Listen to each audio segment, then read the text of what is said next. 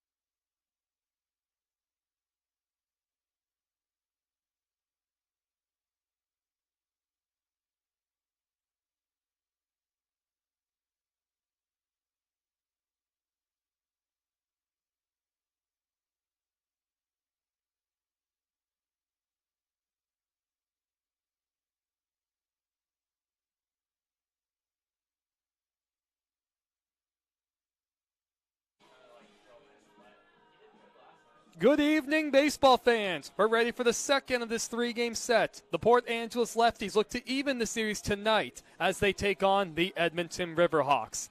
Edmonton led nearly wire-to-wire yesterday to emerge 2-0 over the Lefties. Riverhawks now lead the Lefties by a game in the Northern Division in the West Coast League. Yesterday's 7-inning, 2-run outing from Colby Schuber, not quite enough. Lefties look to snap a 4-game losing streak. Edmonton looking to win its third consecutive game. Cole Acker will draw the start for the Lefties. Only the second game he started on the mound, his 16th overall. He was a bit of a late addition to the starting lineup. 26 and a third overall for Cole, .478 ERA. Continues to throw well over the second half of this summer. An inning scoreless yesterday against the Riverhawks, only scattering one hit. Only 13 strikeouts, but he keeps the walks down 2 at 11. Curious to see how deep Cole will go into the game. 4 1/3 is the longest he's gone this summer. The recent high school graduate from Port Angeles High, incoming freshman to Mount Hood Community College for the 6'2", lanky 175-pound right-hander. Brett Ott will settle into the box, will be followed by Kelly Coral. Evan Overmars will hit third, followed by Noah Bowden. Johnny McGill's the designated hitter. Marco Sana will hit sixth, followed by Will Gardner. Nico Liba behind the plate. Daniel Calabrese will round out the order. Lacker's all ready to go as Brett Ott will settle into the left-handed batter's box. Cole out of the windup. The first pitch, Ott shows bunt. It's up the third base line. Barehanded by Vasquez. He's not able to secure the barehand. Ott is aboard to start the night with an infield single. An even 62 degrees, 6:40 Pacific Standard Time to start the ball game. It's been the case throughout the day. Overcast skies and the flags quiet in right field. So Kelly Coral will now dig in. He was the offense yesterday, a 2-run homer in the third. And there goes Ott. The pitch taken low. Throw down to second, nowhere near in time and offline. So Ott steals second. Eckler really wasn't paying any attention over there on him. Helm did all he could, but even a good throw wouldn't have nailed him. So 1-0 the count. Coral's 2-run homer, that was it. 2-0 yesterday, Riverhawks. High bouncer over the head of Vasquez at third. Picked up by Arriaga at shortstop, and the throw on one hop is nowhere near in time. Well, tough start for Acker. 2 infield singles. He made a good pitch right there. Yeah, Vasquez, who was playing in slightly at third, possibly anticipating a bunt, and the chopper was just hit way too high. So it brings up Evan Overmars now at men on first and third, nobody out. Dangerous situation for the Lefties as the first pitch is at the knees for a strike. Overmars out of Lewis and Clark State College. Hitting 172 this season, 1 for 4 yesterday. Slide step, and that breaking ball's outside. Travis Helm behind the plate approved of the pitch. Acker working out of the stretch. He deals the 1-1. Swung on and missed. A dirty breaking pitch that started at the hitter Overmars. Well, now he steps out, adjusts his batting gloves, trying to settle down after that awkward swing and miss. Acker now ahead 1-2 as he comes set. And that fastball misses high. Most of last night's game you could barely see any of Olympic National Park, at least the foothills and right. A little bit more of it's in view now, some low-hanging clouds. The 2-2 is just barely bounced foul. Acker had that one riding down and in. There's Garrett Holpuck to collect the foul ball. The Lefties always have a reliever going to take care of that stuff. Acker looking to pick up a strikeout. Here's the 2-2. That one's popped up into the screen foul. That overhanging netting extends over the top of home plate, taking away many foul pop-up outs. Not sure if that one would have stayed in the field, though. Coral at first, Brett Ott at third. 2 infield singles to start the game. 2-2 breaking ball just inside. Just barely looping the plate. A good at bat from Overmars. Now 3-2. Coral inches off. The 3-2 pitch off the hands out to second base. Nunez out to the shallow right field. He makes the grab. Scattering back to first is Coral. Nunez will run it back in towards the pitcher, Acker. An important out for Cole. Now it sets up a possible inning-ending double play. Now, if Cole's able to command pitches on the inner half the way we're seeing at these early stages, he could be in for a pretty good night. That'll bring up Noah Bowden. Trying to pick up an early run for the Riverhawks. First pitch misses low. Bowden out of Dallas Baptist University, hitting .291, no home runs, 8 RBIs. Gets on base nearly 40% of the time as that one sprayed foul to the left side. Just barely missing the synergy cam on top of the Riverhawks dugout. So 1-1 the count. Arriaga at short. Roberto Nunez set up to turn 2. Now 1-1 is sprayed foul. Bowden late at a couple elevated fastballs. Acker not a hard thrower by any means. Deceptive downward delivery. A lot of movement, trying to keep the hitters guessing. His 1-2 is way outside. Looked like he tried a changeup. Not a very competitive one, but he had a pitch to waste. Mauricio Guardado at first, holding on Coral. That one's on the ground at first. Backhanded by Guardado. He touches the bag at first. Oh, it looks like he might have hurt himself a bit. A run crosses the plate. Up to second goes Coral. So an RBI on the ground out for Noah Bowden. That looked like it was going to be a double play. Guardado looks to be okay. He made a good play initially on a sharp one-hopper. He went to first to tag the bag, which, well, he could try and do it either way. He was going to throw down to second to try and get the tag on Coral, but they ended up slipping. A break for Edmonton as a run scores. Guardado opting not to go to the plate. Johnny McGill lines the first pitch in the right field. Jackson coming on. He has to play it on the hop. Rounding third is Coral. He's trying to score. The throw goes into Guardado, the cutoff man at first, not in time at the plate. Quickly, it's a 2-0 lead for Edmonton. And McGill picked on something down and in. Kind of in that left-handed hitter's nitro zone. The 20th RBI of the season for Johnny. And that leads the team. So he remains at first. It's Marco Sana. The first pitch is a little outside. Not a very strong throw from Jackson coming in from right either.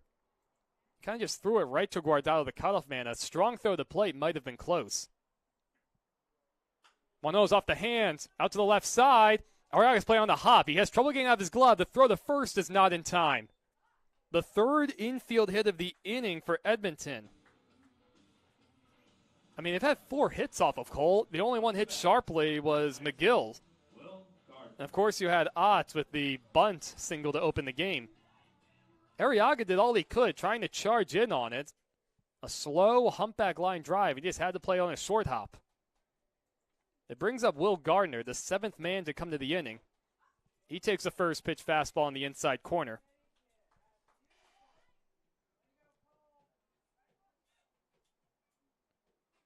Slacker now, men on first and second, 2 outs. 2 runs have come across to open the game. That's down and in 1-1. Lefties wearing their blue pants with the orange pinstripe. Haven't seen this one very often. It almost looks like a vest setup with the blue on the top and then the orange sleeves. Swung on and missed at a changeup. Similar look to the Riverhawks from yesterday. The navy blue top with the baby blue wording across the chest and the gray pants. Acker checks the runner once.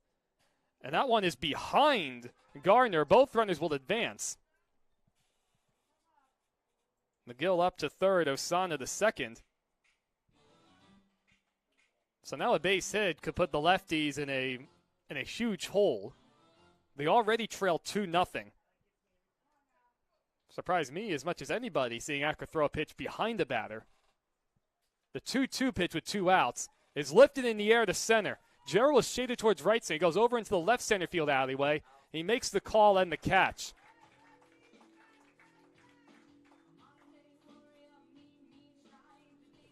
So the Riverhawks put 2 runs on the board on 4 hits, 3 of them coming on infield hit varieties. The Lefties will take their first swings when we return. An early 2-0 deficit.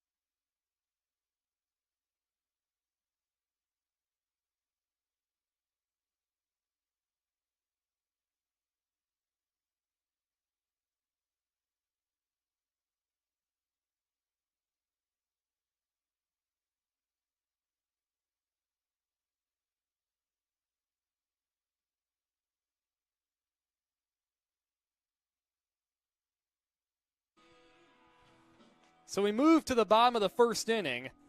Brady Kobidowicz will draw the start for Edmonton. 28 2/3 innings for him, 17 strikeouts, 8 walks. We'll take a look at the Lefties lineup. Aiden Arriaga gets the start at short, being the leadoff man. Corey Jarrell in the lineup in center. Roberto Nunez bats third. That's pretty familiar. Chase Taylor is the designated hitters tonight.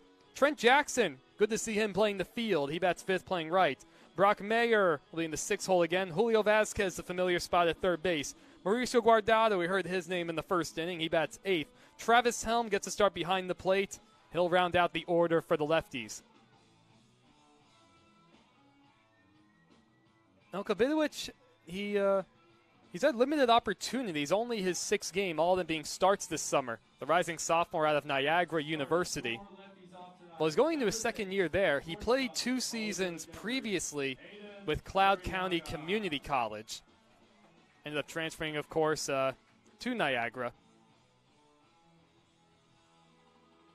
The 6'1", 190-pound junior right-hander. So Arriaga will settle his way into the left-handed batter's box. He was 1 for 1 yesterday coming off the bench to pinch hit. He swings the first pitch and pops it up. Short left field. Will Garner comes trotting in, and he makes the one-handed grab in shallow left center. So 1 pitch, 1 out for Kobidowicz. And that'll bring up Corey Jarrell. The Lefties really looking to get the bats going. Only 11 hits combined across the last 3 games. And they had their chances last time with men in scoring position as the first pitch misses upstairs. Not able to get anything across. Jarrell has struggled since putting a Lefties uniform on. 2 for 17, this being his 9th game. As that one's off the hands and popped up foul to the left side out of play.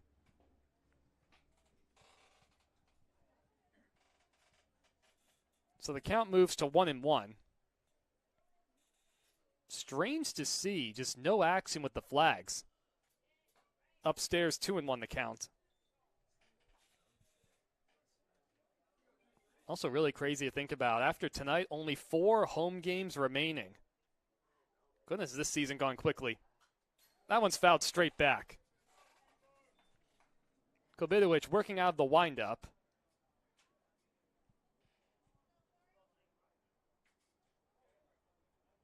And curious to see how Brady Kobidowicz and Cole Acker fare on the mound. Out of the windup, the 2-2 is chopped high over the first base. Osana up with it. Pitches tosses over to the pitcher, covering just in time to get Jarrell, who was hustling up the line. 3-1 on that put out. Looked like Brady Kobidowicz got a late start heading to first.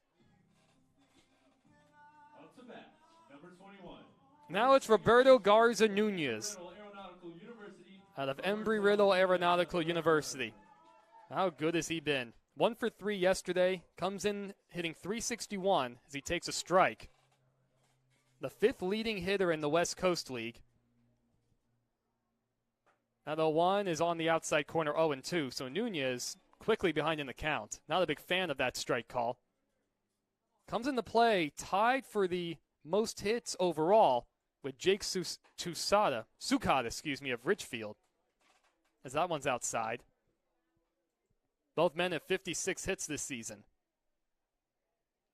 Well, he bats with 2 outs, nobody on. The lefty's trailing 2-0.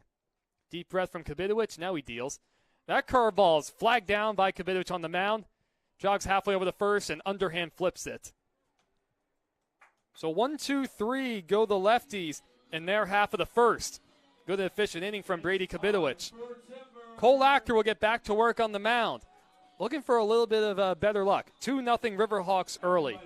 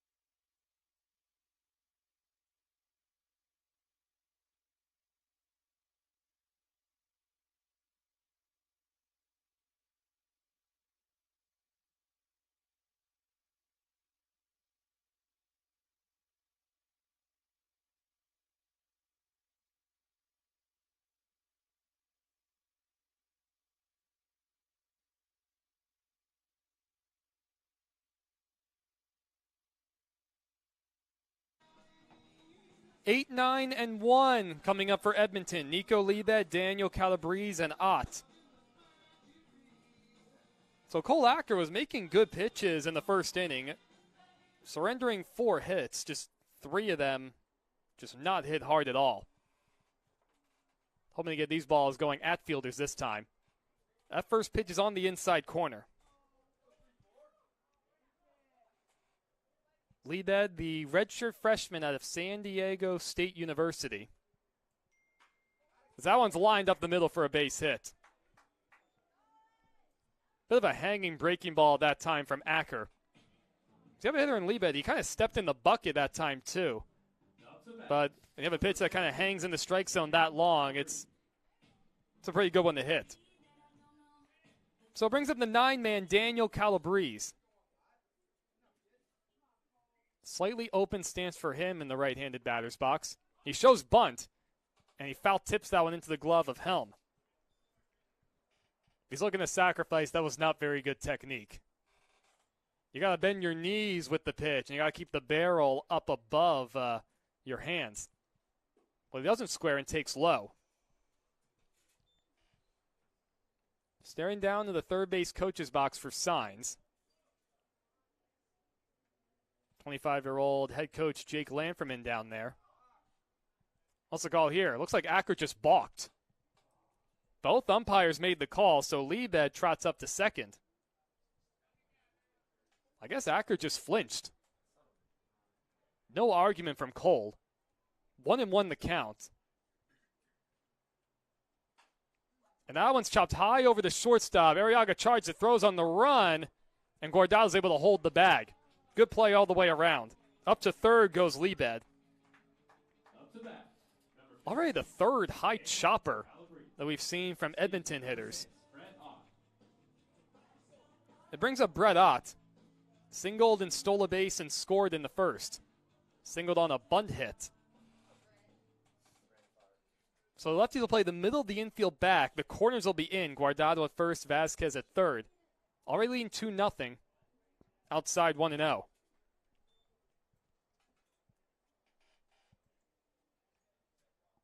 Not quite sure what kind of speed Liebed has.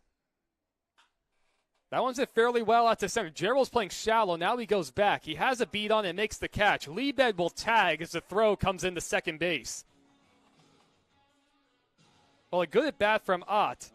Edmonton able to manufacture another run. It's now 3-0 Riverhawks. So Kelly Coral will bat with 2 outs and nobody on. He singled and scored his last time up. So Acker now back out of the windup. First pitch swinging, and it's backhanded by Arriaga deep in the hole. Gets up, throws, nowhere near in time. My gosh, the 4th infield hit for Edmonton, and we have 2 outs in the second. 6 hits overall for them. I mean, that one was not hit real hard. It was off the handle. Vasquez at third tried to dive, couldn't get it. So Devin Overmars digs in. We'll take a look at the lefties defensively. Julio Vasquez at third, Aaron Arriaga at short. Nunez back at second.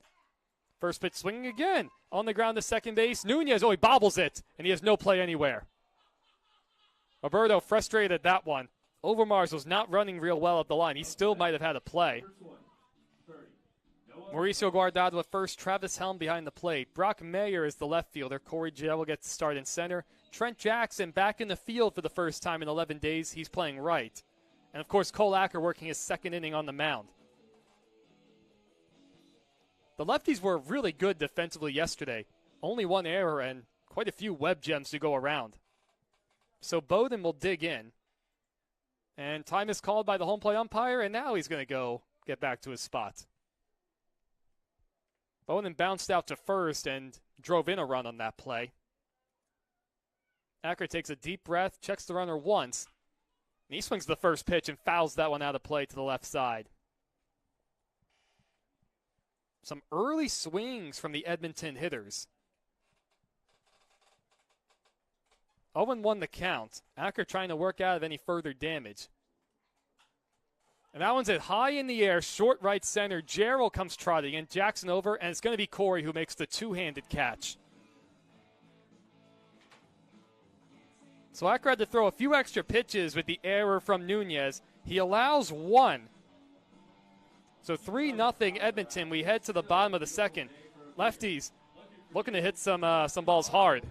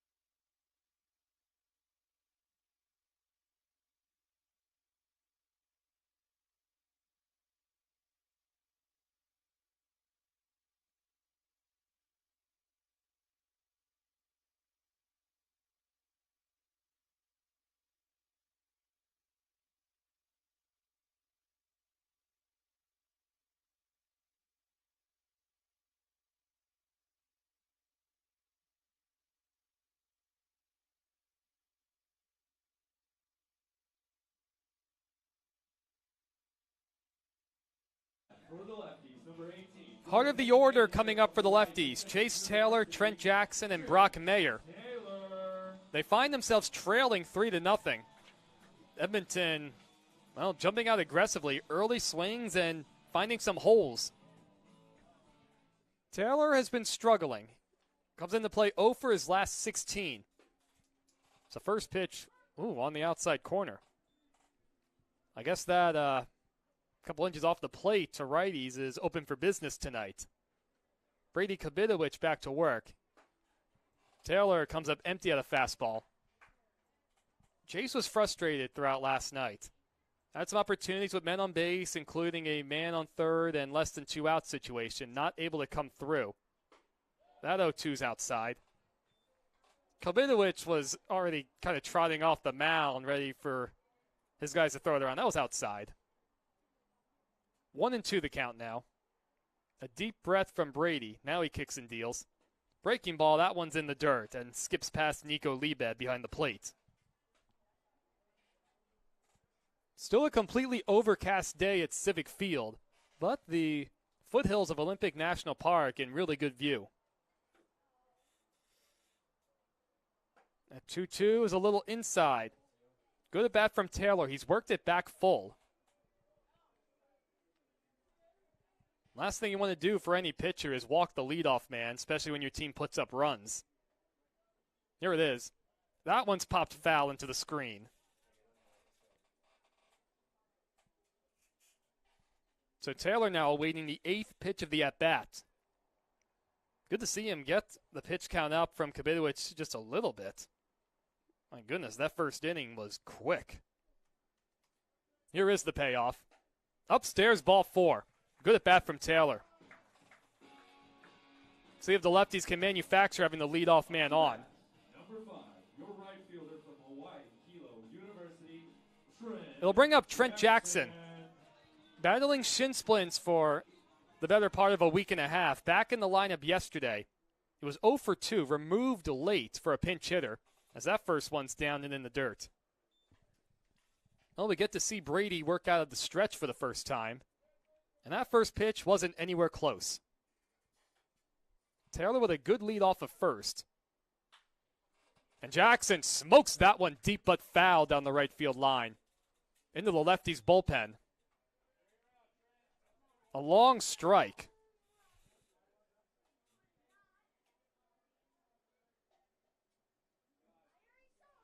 Well, Kabidowicz with a new baseball. Taylor will inch off of first. Here's the 1-1. Check swing taken outside. We saw the leadoff walk a moment ago. Both teams were really good in that category yesterday. Lefties pitching combined to only walk or hit 2 Riverhawks. And there goes Taylor. And that one's right past Osana at first, down the right field line. Taylor already in the third. Smith is going to wave him. No, they're going to hold him up at third as the throw comes into second base. We'll see how that one is scored. Taylor was running on the pitch, and Jackson smoked that one over to the first baseman, Osana. It was hooking all sorts of ways, and ended up sneaking right past him. And it will go down as a double. The lefties in business now. Second and third, nobody out. Good to see Trent turn on a couple pitches, too, returning to the lineup. His 4th double of the season. That brings up the two-way guy out of Chaffey College, Brock Mayer. 1 for 2 yesterday, also hit by a pitch. Riverhawks will play the infield back, and that first one's way outside. The first baseman, Osan, is playing even with the bag. So is Evan Overmars at third. Outfield playing Mayer shallow. He's a strong young man. He always puts on one heck of a show in batting practice. The 1-0. Outside again, 2-0. Kabidowicz opting to work out of the stretch. And Liebed calls time behind the plate. Now here comes one of the coaches out of the Riverhawks dugout. It's not the pitching coach, Ray Brown. This is a much younger looking gentleman. They've got a lot of coaches on their bench. Might be Nolan Weger. Could be him. Anyway, as the meeting concludes, we'll take a look at Edmonton in the field. Evan Overmars at third, Kelly Coral, the hero from last night, at shortstop. Noah Bowden's playing second. Marco Sana gets the start at first. Nico Liebed, he was not behind the plate yesterday. He gets the start there tonight. Will Gardner's in left, Daniel Calabrese in center, Brett Ott in right field, and of course Brady Kabidowicz working his second inning in a second and third nobody out jam. Lefties trail 3-0. Mayer shows bunt and takes outside. Surprising to see. Generally, talking to most pitchers, when you have a guy show bunt and you know he's going to just pull it back, it's almost like a target. So 3-0 the count to Brock. I'll wager that he's going to take all the way. No, he shows bunt. Well, he pulls it back, and it's a called strike. It's an odd kind of strategy. You don't see it very much in college. Even in high school, you don't see it much. Taylor at third, Jackson at second after doubling. That 3-1 hits softly over the third. Overmars looks the runner back and throws to first in time.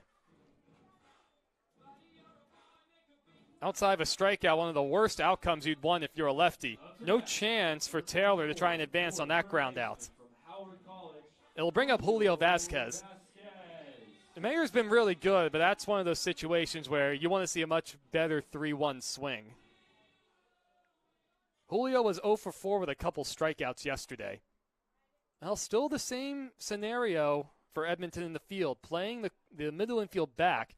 First they're swinging, oh wow, right into the glove of Evan Overmars. I mean, my goodness. Julio just smoked that ball, and Overmars barely had to move. Number 20. Your first base. I mean, you couldn't have hit that one much harder. Mauricio Guardado. It brings up Mauricio Guardado.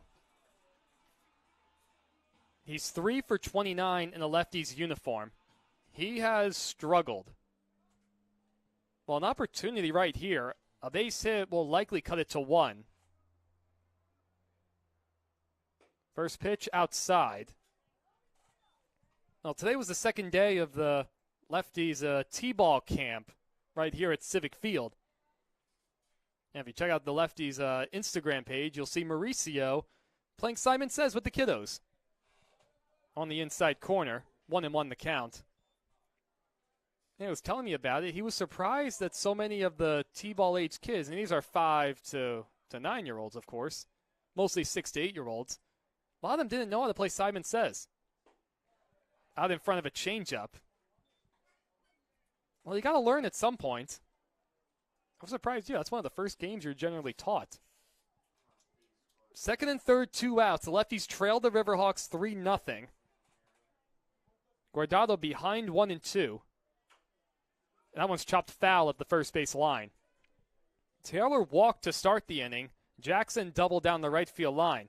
Then Mayer bounced out softly to third, and Vasquez lined out to third. I mean, the last thing you want if you're Port Angeles is to leave those guys out there. Brady Kobitowicz trying to work out of it. He comes set. And the 1-2 is upstairs. Travis Helm, the 9th man, waiting on deck. Kobitowicz really slowing the pace down. Using just about all of that 20-second action clock. Well, now he's ready. That 2-2's ripped down the right field line, just foul. Guardado, maybe a foot and a half away of making it a 3-2 game. He got the pitch toward the middle of the plate, and he hit it hard. So Guardado will have to refocus as he walks back to pick up his bat. Now the right fielder, Odd, playing a couple steps over towards the right field line. Kobitowicz set up on the far first base side of the rubber. The 2-2 again. Way upstairs, 3-2. Almost popped out of the glove of Liebed. Some long at-bats and deep counts for Kobitowicz. Mauricio now awaiting the 8th pitch. So he stepped out for a moment. He dug back in. Now timeout is called by the field umpire. Looks like it was gesturing toward Matt Acker towards the dugout. Pretty much the entire team up and out of the dugout for the Lefties. Edmonton, similar to last night, everybody's staying in their dugout. The 3-2 again. That one's in the air to right center. It's fairly well hit. Calabrese going back. Still going back. And he reaches out and makes the over-the-shoulder grab as he goes towards the wall in right center. Guardado gave that ball a ride. The Lefties ultimately leave 2. Not able to push anything across, getting men on second and third and nobody out. Some tough breaks, too, and a couple missiles hit right at fielders. So Cole Acker will get back to work. His Lefties trailing 3-0. We'll be right back.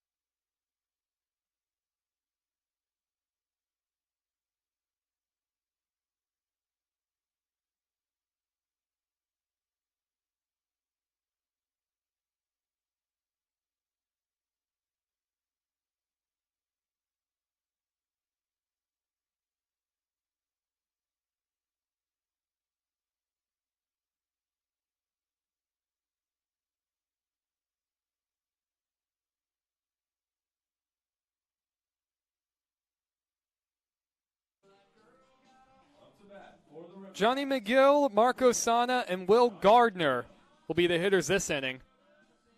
Acker in search of a clean inning. His lefties trailing 3-0. Cole looking for a little bit of luck to go his way, too. 4 infield hits, aiding in the 3 runs for Edmonton. Well, that first pitch is ripped in the left center field. It's going to split the gap. Mayer over to get it. It gets past him, rolls towards the wall, and McGill will pull into second base. So Johnny's 2 for 2 today. Well, as I mentioned, all the balls hit softly. That one was smoked. It'll bring up Marco Sana. He singled his only at bat.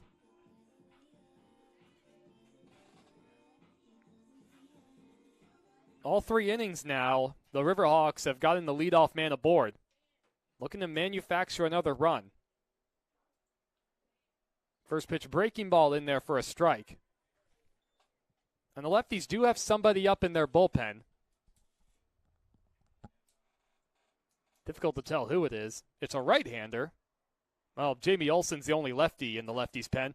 And that one's ripped into center field towards right center. Gerald's not able to get it. He goes over. McGill had to wait for that ball to drop, so he's going to be held at third. Strong throw from Gerald coming into second base. Now first and third with nobody out. And a couple balls hit pretty hard. What's going on here? Looks like the lefties players were expecting time to be called, but you had Osana going way off of first because nobody was covering, and the umpires weren't granting timeout. Can't say I blame the umpires for not granting time. And everybody settled back down. Gardner flew out to center his only at bat. So the lefties played in the middle of the infield back trying to turn 2. First pitch swinging, and that one's hit foul down the first base line. Looks like the breeze is picking up ever so slightly going right to left. You can see it in the tree in right center. Acker deals. That one's hit out to left center field. It's fairly well hit. Gerald is over, going back towards the wall, and that ball is gone. Boy, did that ball jump off the bat of Will Gardner. A 3-run homer for him. He's made it 5-0 Edmonton. Or beg your pardon, 6-0 Edmonton. I'm not sure how much the wind helped that one. It's not a big ballpark in general. That ball just jumped. So the base is clear. It brings up Nico Liebed. I don't think Cole's making bad pitches by any means, but Edmonton's not missing anything tonight. That was like a breaking ball, and that's up and in. Liebed has to dance out of the way of it. It looked like it was a breaking ball from Cole. Out of the windup, inside again. I don't think these are intentional. Granted, those were 2 bad misses from Cole. And here's his 2-0. That one's fouled out of play down the right field line.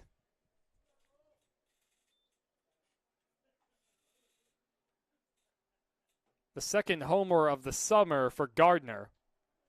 Rising sophomore out of Mount Marty College. Here's Acker's 2-1. Little high 3-1. Action continues in the lefties bullpen as they trail 6-0 in the top of the third. That one's up, called a strike. Beg your pardon. Liebed had tossed the bat aside very early, and a delayed strike call from the home plate umpire. That's one of those he doesn't appreciate being shown up. Here is the payoff. Breaking ball hit foul into the screen. Oh, look out.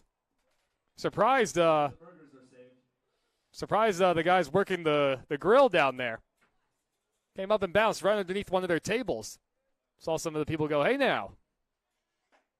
That's outside ball 4. So each of the first 4 batters for the Riverhawks in the third have reached. It'll bring up Daniel Calabrese. He bounced out to Arriaga at short, his only at bat. Lefties still set up to turn 2. A lot of room on the right side with Guardado holding the runner. Nunez shaded towards second. Off the hands, up the third base line. Vasquez charges it, gloves it, throws on the run, plenty of time. The good play from Julio right there. Finally on the ball as weakly hit as that, lefties are able to get an out. Up to second goes Nico. Now it's the leadoff man, Brett Ott. 1 for 1 with a single, a run scored, a sacrifice fly his last time up. Looks like that's going to be it for Cole Acker tonight. Here comes the manager, Matt Acker. And he takes the baseball. We're going to have a new pitcher at Civic Field. With one away, a man at second, the Riverhawks leading the Lefties 6-0. We'll be back in just a little bit.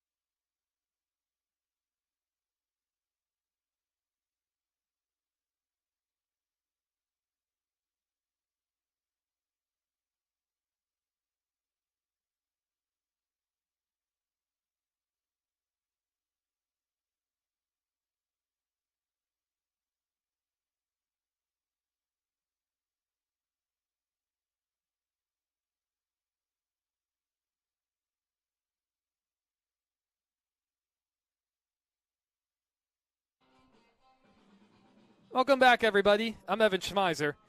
Lefties trailing 6-0 in the top of the third. Cade Stewart will be the new pitcher, the rising sophomore out of Edmonds Community College. This will be the third game he's pitched for this summer for the Lefties. It's been a minute, too. It's been 11 days since Cade last pitched. He went an inning in the Bend series back here on July 14th. 1 hit, a couple walks, and 2 earned runs. The 5'11", 180-pound right-hander out of Seattle, Washington. So he's in to face the leadoff man, Ott. 3 runs have come across this inning on the 3-run shot from Will Gardner. Nico Liebet out on second. That is Cole's responsibility. So his line is not completely finished yet. First pitch swinging, almost back towards the middle. Backhanded by Nunez on the slide. Throws off balance. Just in time to get Ott at first.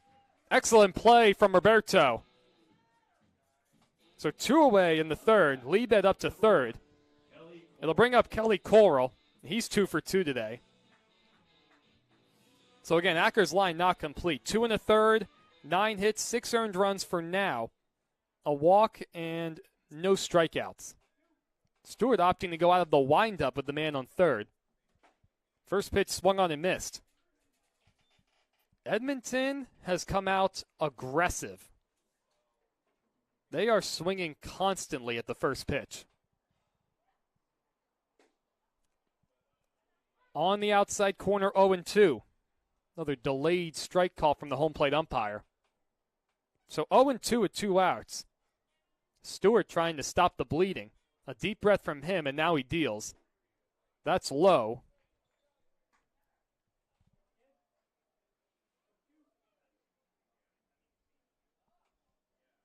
Now he climbs the hill again. The flag's going at just about full tilt in right center. That one's fouled straight back. Yeah, the leaves are going too. Well, it's what we're used to at this point, the wind picking up at Civic Field. Seeing a little bit of extra blue starting to pop out through the clouds. We've had some beautiful evenings here throughout the season. The 1-2. That one's lifted in the air. Short right field. Jackson comes sprinting in, and he makes the catch. And that finally retires the side. 3 runs come across for Edmonton. They're now in full control, leading 6-0. It'll be Travis Helm and then the leadoff man Arriaga and Corey Jarrell when we return for the bottom of the third.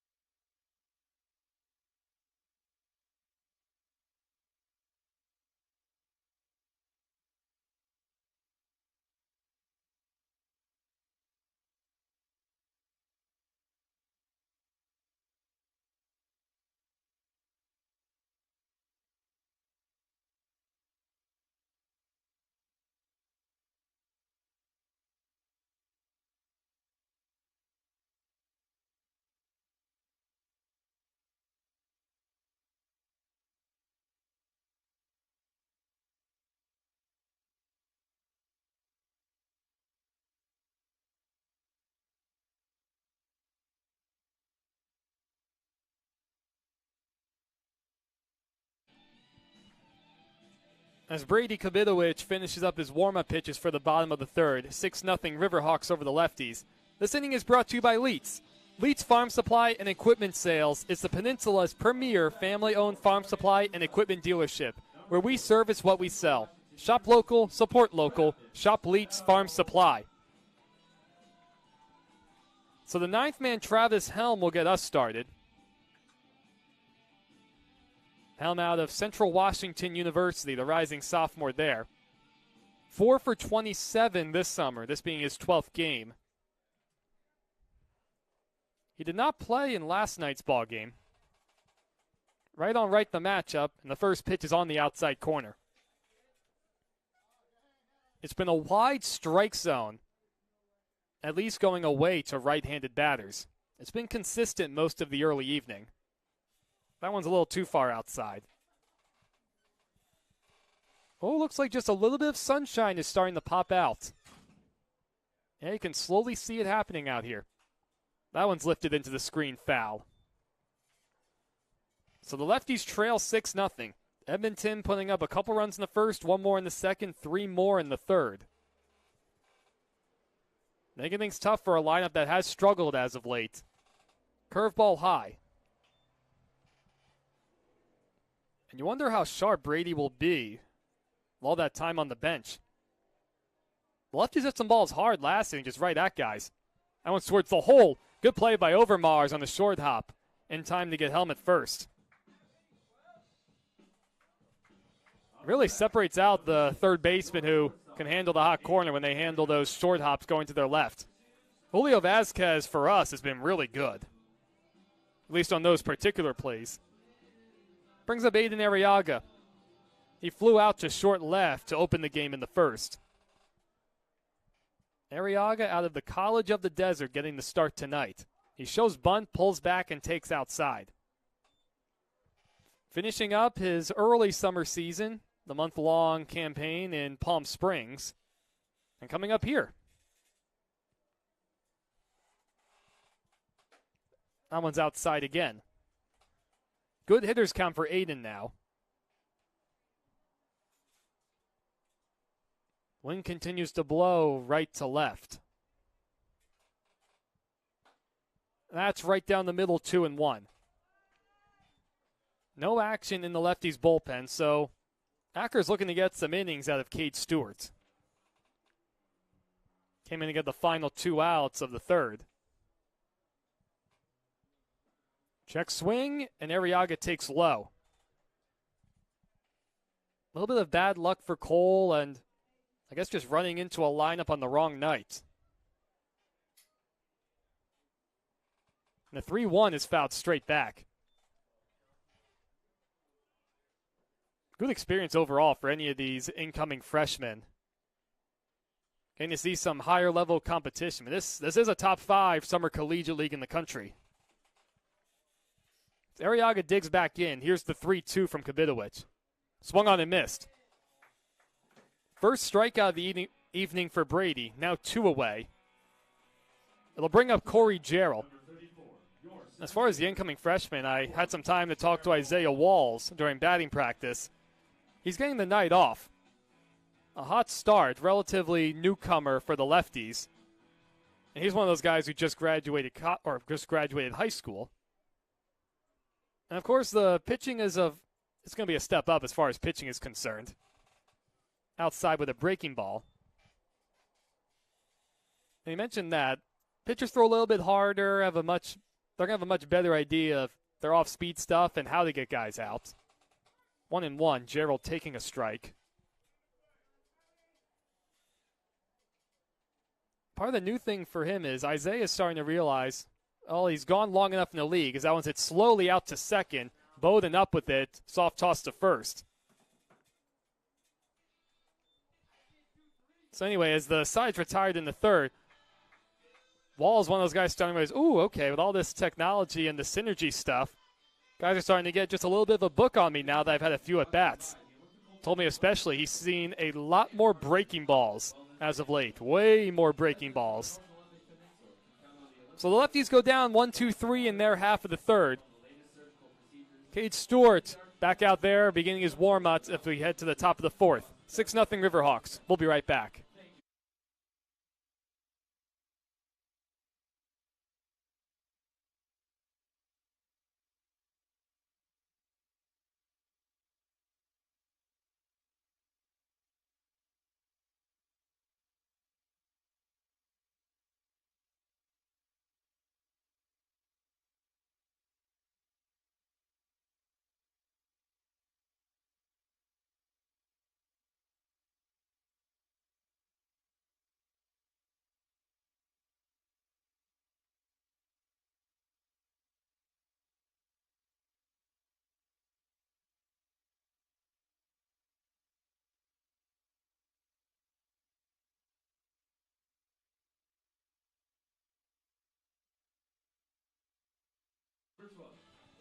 It'll be 3-4-5 coming up for Edmonton. Overmars, Bowden, and McGill.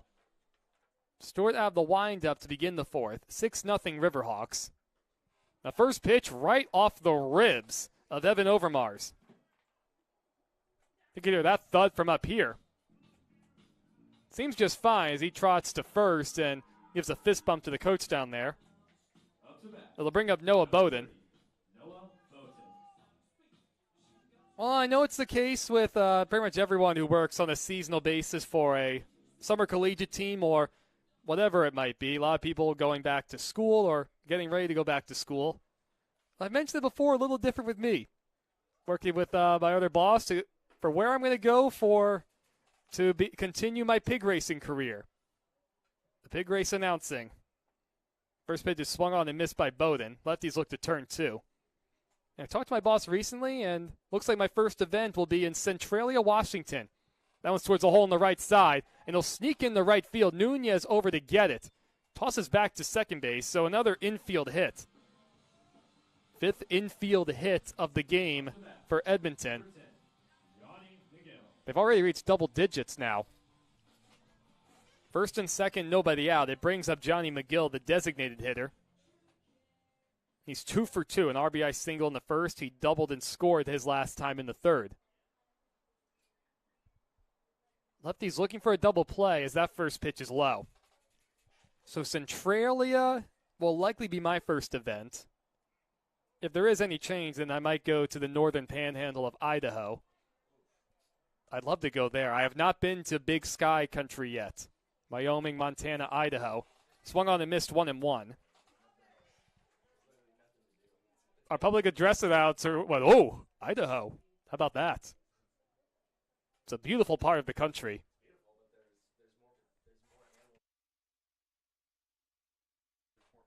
One and one the count. And Stewart deals. That one's down and in 2-1. I've seen a lot of the country. A whole lot of it. I've not been to the eastern half of Washington or Oregon. Have not seen Idaho, have not seen Montana. I briefly drove through Wyoming at night. Down and in 3-1. Yeah, I want to see it all. Preferably during the summer, though. That's a cold part of the country. I'd like to really know what it's like in the Yellowstone universe, per se.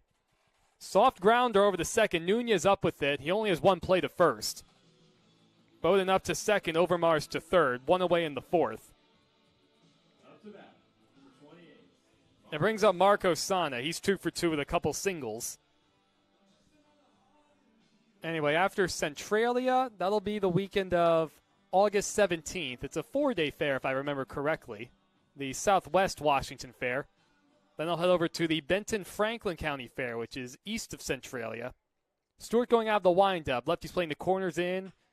That one's out to shortstop. Arriagu's playing back. He bobbles it, fires over the first, and the throw is wide. So a run comes across. It's an RBI for Overmars. Second error of the night for the Lefties.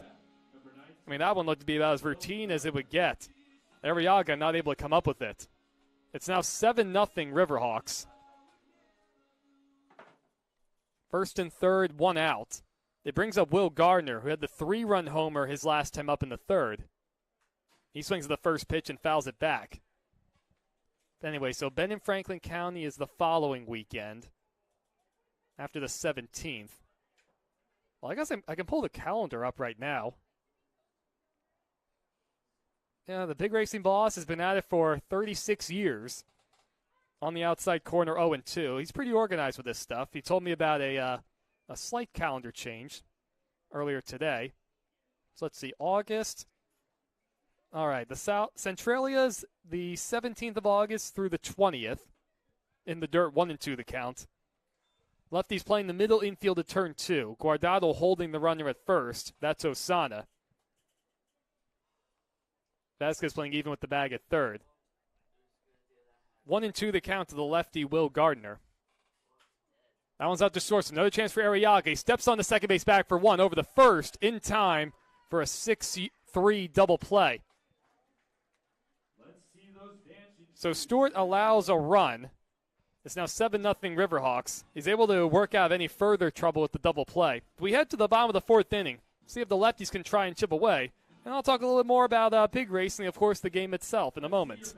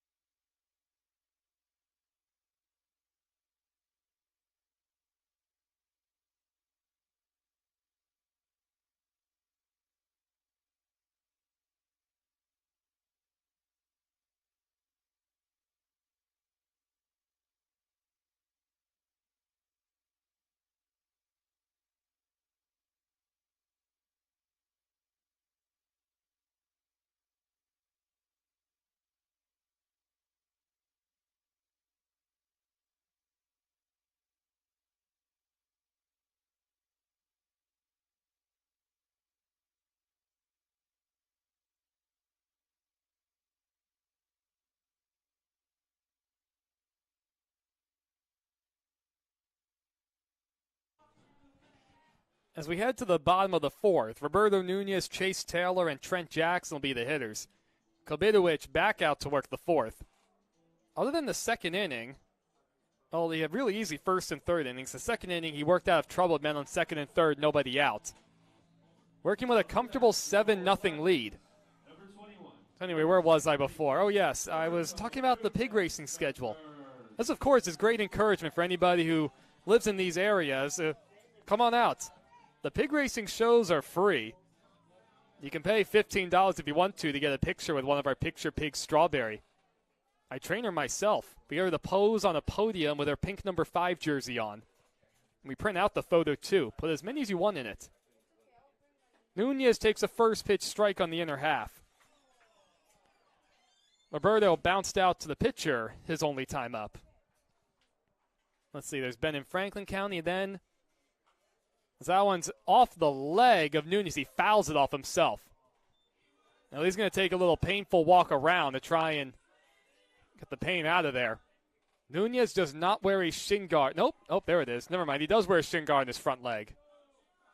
Didn't help with that one. He seems to be all right. He's starting to shake it out. He's behind 0-2. His lefties trail 7-0. I was in Monterey along the Bay Area in California for Labor Day last year doing the pig races. About a week or two ago, I had Roberto's from that area. Salinas, to be exact, as that one's fouled back. Having Tito II on the call with me told me that is God's country. Well, I believe that going out there, that is a majestic place. With the shoreline and the cliffs and everything. Low 1-2. We'll see if I get sent it back out there or not. I hope the boss sends me there. Not 100% though.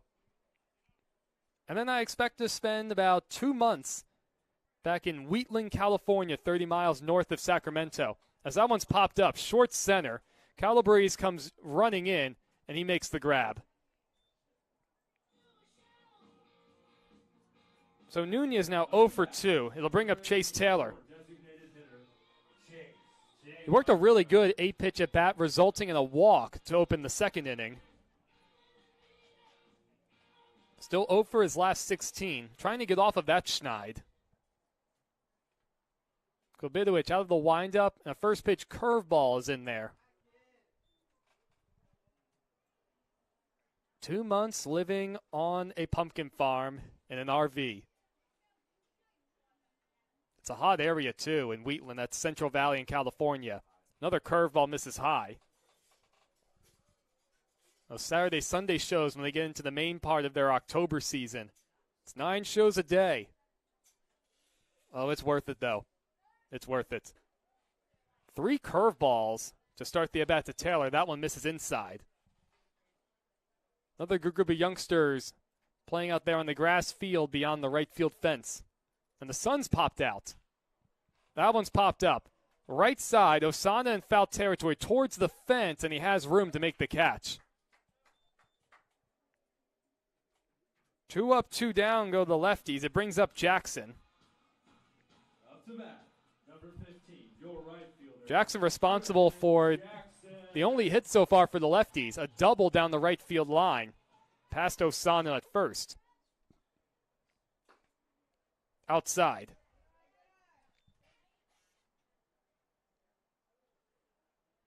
Yeah, those are good experiences doing the pig racing. Down low, 2-0 the count. That does remind me of one story, as Kabitowicz is going to take a little bit of a walk with this new baseball. I was between shows, and sometimes we have people come sit in the little grandstand set up between our shows, even as much as 30, 40 minutes in advance. As Jackson hits that one foul, Evan Bates in the first base coach's box makes the grab. And it was a young boy sitting out there by himself, might have been about 4 or 5 years old. I go, okay, I better go just make sure that he has company somewhere. As Jackson rips that one in the right center field. Calabrese's on the run. Back towards the fence. He leaps, and did he get it? And he is able to make the catch as he goes crashing into the right center field wall. The second time this evening that Calabrese had to sprint way back towards the fence to make a catch. So for back-to-back innings, the lefties go down 1-2-3. So we head to the top of the 5th. Still 7-0 Riverhawks. I'm going to keep it here because there's a story that I absolutely have to finish in my pig racing career. So the young 4 or 5-year-old young man is sitting by himself, and just about 10 feet away from him, there's a little half fence that separates the pig racing arena from a big pumpkin field with some grill setups. It's also an area where they watch movies. And it's common for some of the youngsters to just hop over the fence just to hang out. It's a nice-looking arena. So I asked the young man, like, okay, are your parents over there? And then he shakes his head, no. And I go, okay. And I go, are your parents aren't over there. Are they up above us on the concourse? And he shakes his head, no. And he's smiling the whole time to ear grin. And I go, all right, what's going on now? And I go, do you know where your parents are? And he shakes his head, yes. And I go, really? You know where they are? And I go, okay, where are they? And then he points to this to an older woman sitting about 3 rows over, and another youngster. And then, of course, he just started laughing like crazy. Then I started laughing with him. And I got to give him the business, too. Go, you made me think that you were out here all alone. So Nico Liebed takes a first pitch strike from Cade Stewart to open the 5th. 8-9-1 coming up for Edmonton. And that was Grandma, mom of the youngster, came back a couple minutes after that. So that one goes to the backstop and off the wood. Stewart gets a new baseball. Cade came in with 1 out in the 3rd in relief of Cole Acker. Allowed a run in the 4th. His 1-1 is in the dirt, 2-1. And the grandmother could see what was happening right away, and she got the biggest kick out of it. And frankly, so did I. I was just relieved the kid wasn't lost. Out to shortstop, Arriaga stays down on. He's got to hurry to throw. Just in time to get Liebed, who was hustling the entire way. Well, the first time tonight the lefties pitching has set down the leadoff man for the Riverhawks. Now it's Daniel Calabrese. 0 for 2 with a couple ground outs. He got serenaded with a Barbie Girl song walking into the batter's box and takes a strike. I certainly would not enjoy if I were a hitter walking up to that. Low 1-1. Yeah, I'm not sure what would be worse, being assigned the beer batter or getting the Barbie Girl treatment. Hard to say. Swung on and missed 1-2. So Stewart able to work ahead. Oh, there's just endless stories in the pig racing world. That 1-2 is spiked in the dirt. Let's see, in the middle of a show at that same pumpkin farm in Northern California, I was halfway through it, and I had some dude walk up and hand me a lost child. And he goes, this kid is lost. Please take him. As that one smoked in the left center field, it's going to split the gap. Gerald's able to cut it off. He fires in the second. Calabrese trying to stretch it in a double. The throw is not in time. Strong throw from Gerald coming in. It was a bit of a high bounce coming to Nunez covering second. Not quite able to get the tag down in time. So Calabrese aboard with 1 out with a double.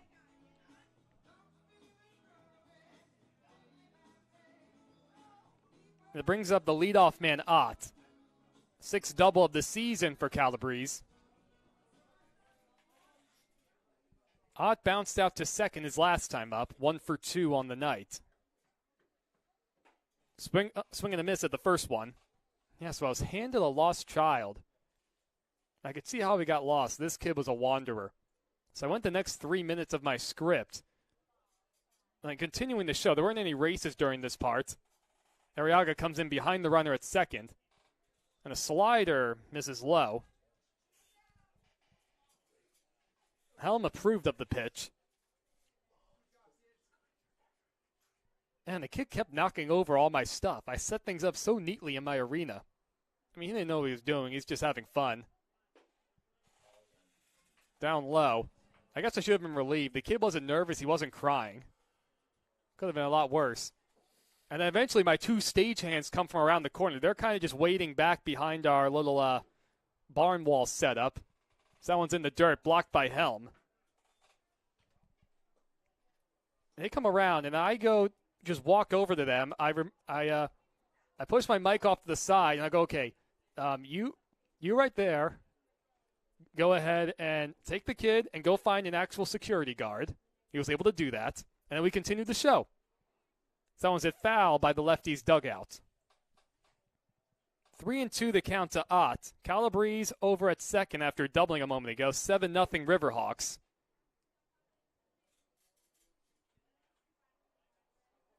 Yep, so that's the tale of a stranger handing me a lost child.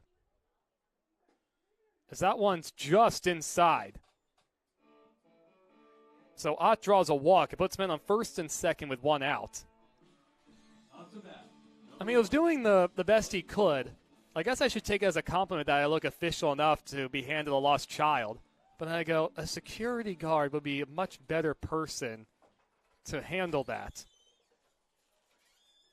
I mean, I've got a show to do, too. I was in the middle of a show. On the outside corner, 0-1. And frankly, I'm one of those guys who goes, well, the show must go on. So you try and handle the situation. And I guess I am in an enclosed arena, so the kid really couldn't go anywhere.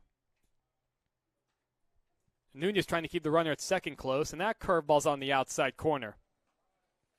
Calabrese on second, Ott at first. And Cade Stewart ahead, 0-2. Now he comes set. And that one's popped foul into the screen. Stewart had Kelly Cora way out in front. Kelly 2 for 3 today.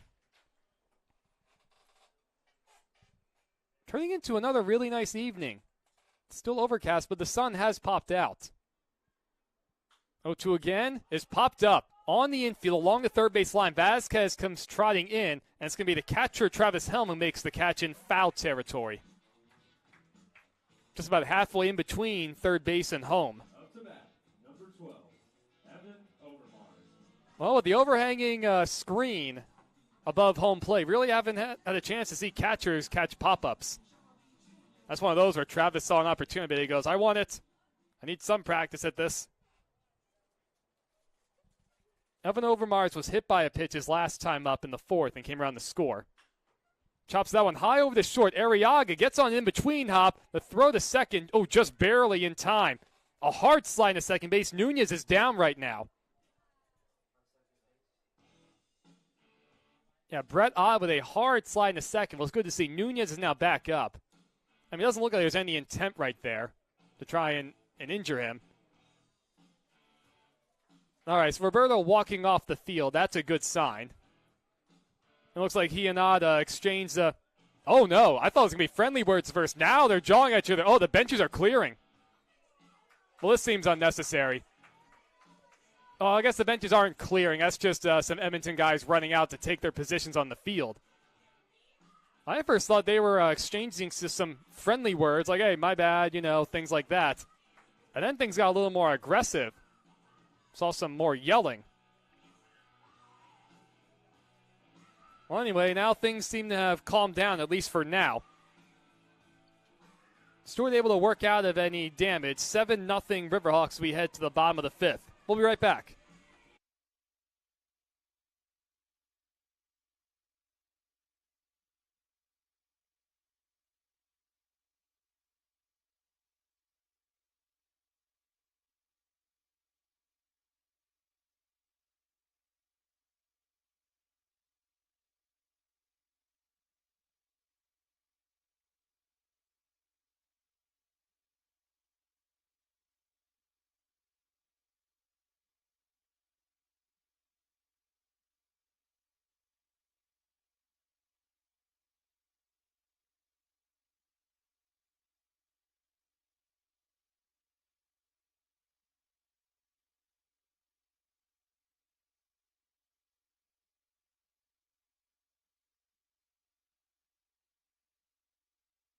Number 28.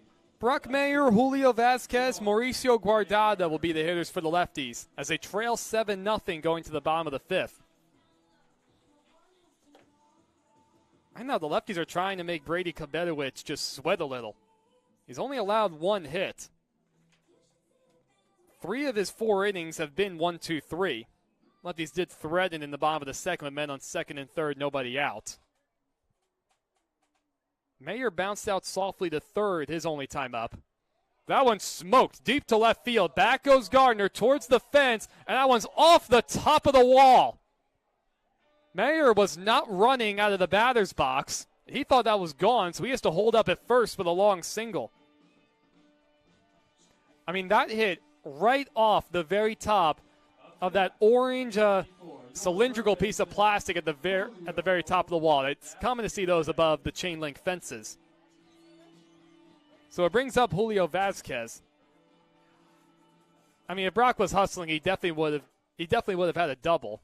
It was a good play from Gardner to handle the hop off the fence. In the dirt, 1-0.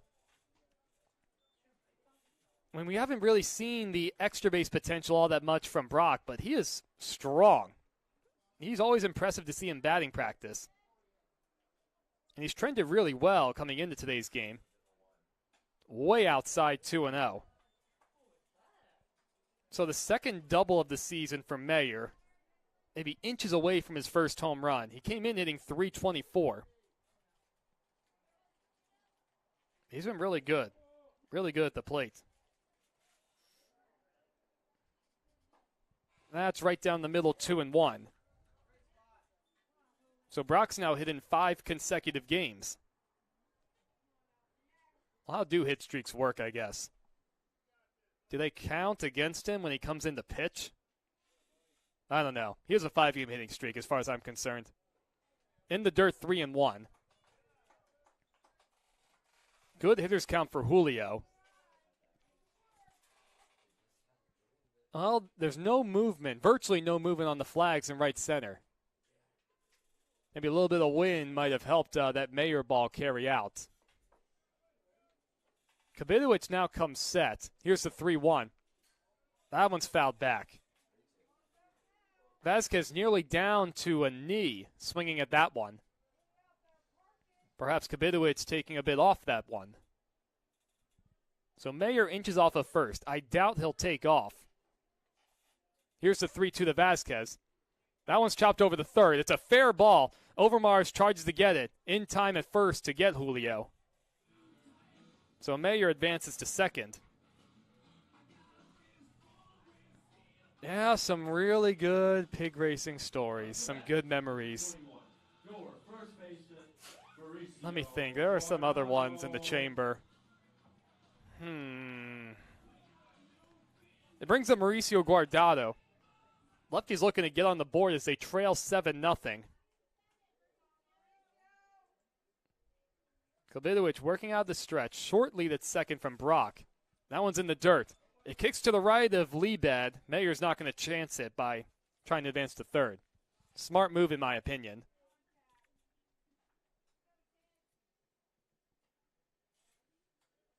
Oh, reminds me of another one. So my first pig racing event at the end of my summer season in Palm Springs was the Orange County Fair. That one goes a month, from mid-July into mid-August. That is the creme de la cremes as far as a lot of fairs are concerned. Look out, that one smoked foul into the beer garden down the right field line. Guardado hammered that one.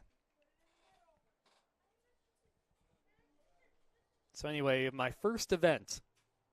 This might have been my third or fourth day there overall. I showed up in the middle of the fair. Or they were already a week or two into it. That's what I meant. And we get volunteers for all of our shows. That one's in the dirt again.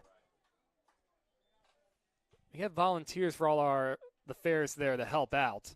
One of them is to open the gate for the pigs to start the race. You know, it's one of those where you have to pull a pin up and then you swing the handle open. I made the mistake of picking a Raiders fan. But that one's popped up towards the lefty dugout. Osana over again. He has room. He makes the catch. And the out is recorded. Had to wait just a moment for the home plate umpire. We've seen a couple pop-ups caught towards the lefty dugout, but end up being called out of play. So Guardado's retired. Mayer remains at second. There's 2 away in the 5th. They'll bring up Travis Helm. Travis ground out to third, his only at bat in the 3rd. In the dirt, 1-0. Doesn't look like there's anybody up in the Edmonton bullpen. There is somebody playing catch for the Lefties down the right field line. So I made the mistake of, no, actually, that wasn't me. It was my partner. We have 2-man units for the All-Alaskan Racing Pigs. Outside 2-0. One to announce each race and then one to be the handler. You need somebody to get the music and sounds going and to maneuver the pigs. And so he picks a Raiders fan. And this guy was just so excited. Really great man overall. Great energy. Like, I was ready to go with him. Upstairs 3-0. I would assume Helm will take all the way. And then we do 4 races for each show. And 3 out of the 4 races, he wouldn't pull the pin up. He would try and swing the gate open at the same time, even before he tries to get the pin up. And then he jams our gate. As that one's right down Main Street, 3-1. Mayer looms at second after a long single off the left field wall to start the inning. So he jams our gate, and the sound effects are going, and then we're like, oh, we got to get this gate open. We eventually get it open each time, but the Raiders fan made it very tough. That's at the knees, 3-2 the count.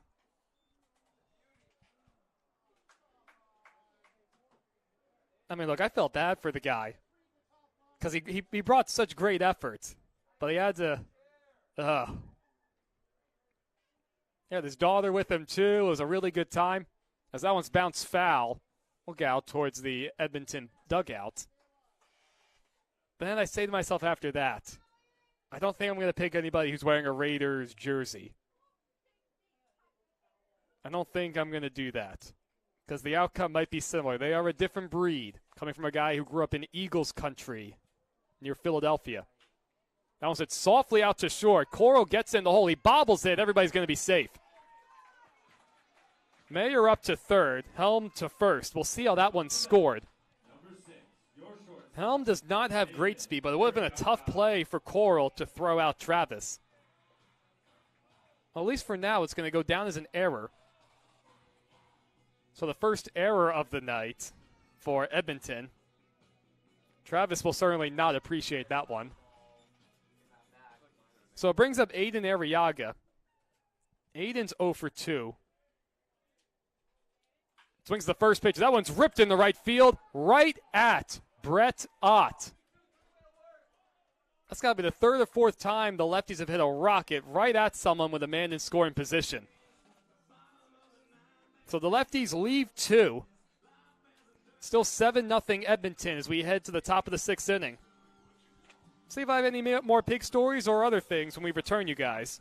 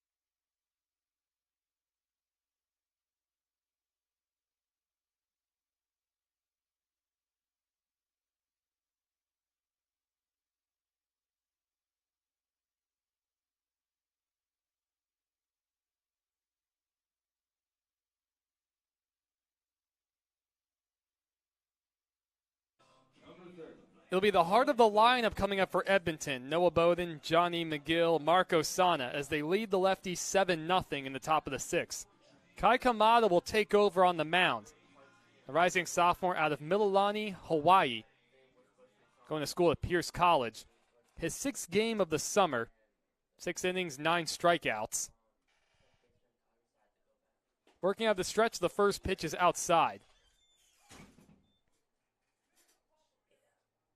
Kai's last outing came on, well, he pitched a couple games in the Kelowna series, inside 2-0. One of them he struggled, not able to record an out, allowing a hit and an earned run. The other one, though, he went an inning and 2/3 scoreless. Off the end of the bat, out to short. Arriaga's been busy tonight. Charges and throws on the run in time. Definitely said that at least 3 times now. Arriaga making a play on the run and charging it. So it brings up Johnny McGill. McGill is 2 for 3 with a double and an RBI. He grounded out to second last time up. Kai working exclusively out of the stretch, and that curveball is up and in. A lot of life on that bender. As the lights turn on at Civic Field, 8:04. On the foothills for Olympic National Park, perfectly in view, as that's popped into the screen foul. So the end of the line for Cade Stewart. 2 2/3 for him out of the bullpen in relief of Cole Acker. He allowed an earned run on a couple hits, a walk, and no strikeouts. The 1-1, that one's off the end of the bat, foul down the third base line. So overall, a good outing for Stewart.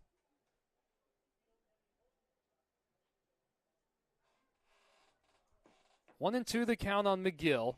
1 out, nobody on in the top of the 6th. Edmonton leading 7-0. As Kai comes set, he deals. That one's ripped in the right field for a hit. McGill able to drop the bad hand on that down and in pitch. It'll bring up Marco Sana. 2 for 3. He reached on an error his last time up in the 4th. The Riverhawks trying to win their 3rd consecutive game for the first time this summer. Counting this current 2-game win streak, they've had 2 occasions winning back-to-back games, and that's it. Inside 1-0. The Lefties have won 3 games in a row once this summer, and that came on a 3-game sweep when we went to Edmonton. No, not Edmonton. Excuse me, Kamloops. Check on the runner, not in time. The Lefties look to turn 2. We had a double play earlier. Another check on the runner, not in time.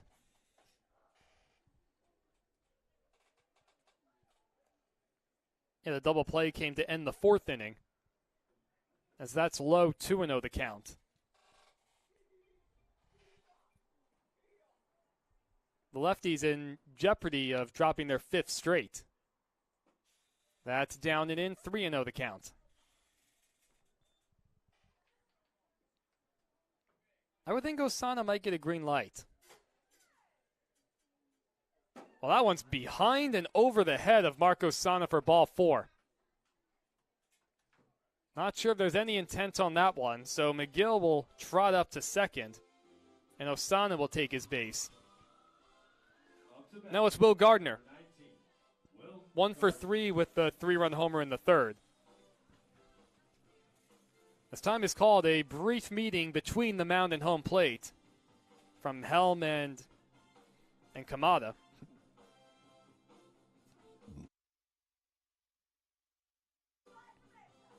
Now the home plate umpire making note of the mound visit. And now time is called. Or is it? Here comes Matt Acker. He just started walking out onto the field. I don't even think time was granted. The home plate umpire just saw him coming out. Well, I guess I have to call time now. That's the end of the night for Kai. We're going to have a new pitcher at Civic Field. Looks like it might be Wes Pettinger coming in. So a pitching change with 1 out in the top of the 6th. We'll be right back.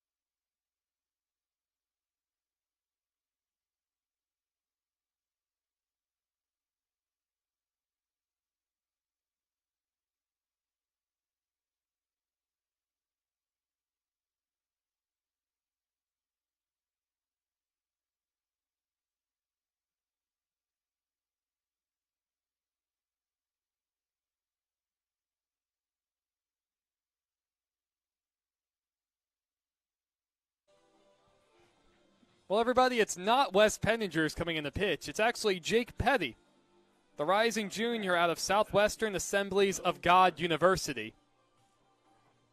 Relative newcomer, his 4th game of the summer. His first outing in the Bend series was rough. 6 earned runs on 6 walks. His last 2 outings have been good. An inning scoreless in the Kamloops series and an inning in the 3rd scoreless in the Kelowna series. He gets a first pitch swing and a miss from Will Gardner. Must have been a lot of life going away from the left-handed batter Gardner, because that was way off the plate. So Kai came in to face 3 hitters, and he got a quick hook.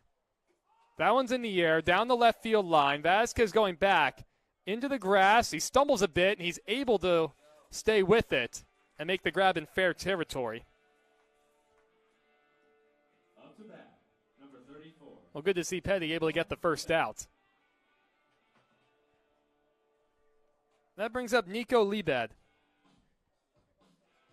He's 1 for 2, singled and scored in the 2nd, walked in the 3rd, grounded out to short in the 5th. 1st and 2nd, 2 outs. Johnny McGill at 2nd, Osana at 1st. And that one's on the outside corner. Liebed at the plate likes to go with the leg kick, and he steps in the bucket. If you don't know what I mean, so he's a right-handed hitter, and he lifts his front leg, and he moves out towards the 3rd base bag as that one hit right off the chest protector of Travis Helm.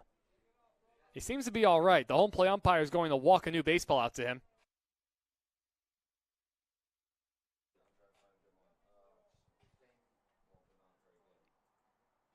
Yeah, so Liebed steps towards 3rd whenever he goes to swing. It's not what you want to do as a hitter. He was able to get a hit, of course, in the 2nd. Oh, the home plate umpire comes back to his spot. Travis Helm seems like he's good to go after getting one thumping off of his chest protector. 1st and 2nd with 2 outs. Lefties pitching, trying to work back-to-back scoreless innings. That one's hit softly over the 3rd. Cut off by Vasquez. He throws on the run in time. Some good infield defense we've seen from the lefties tonight. So Jake Petty comes out of the bullpen. He is able to get the final 2 outs. He looked sharp. The Riverhawks leave a couple. So we head to the bottom of the 6th. Lefties, see if they can chip into this 7-0 deficit.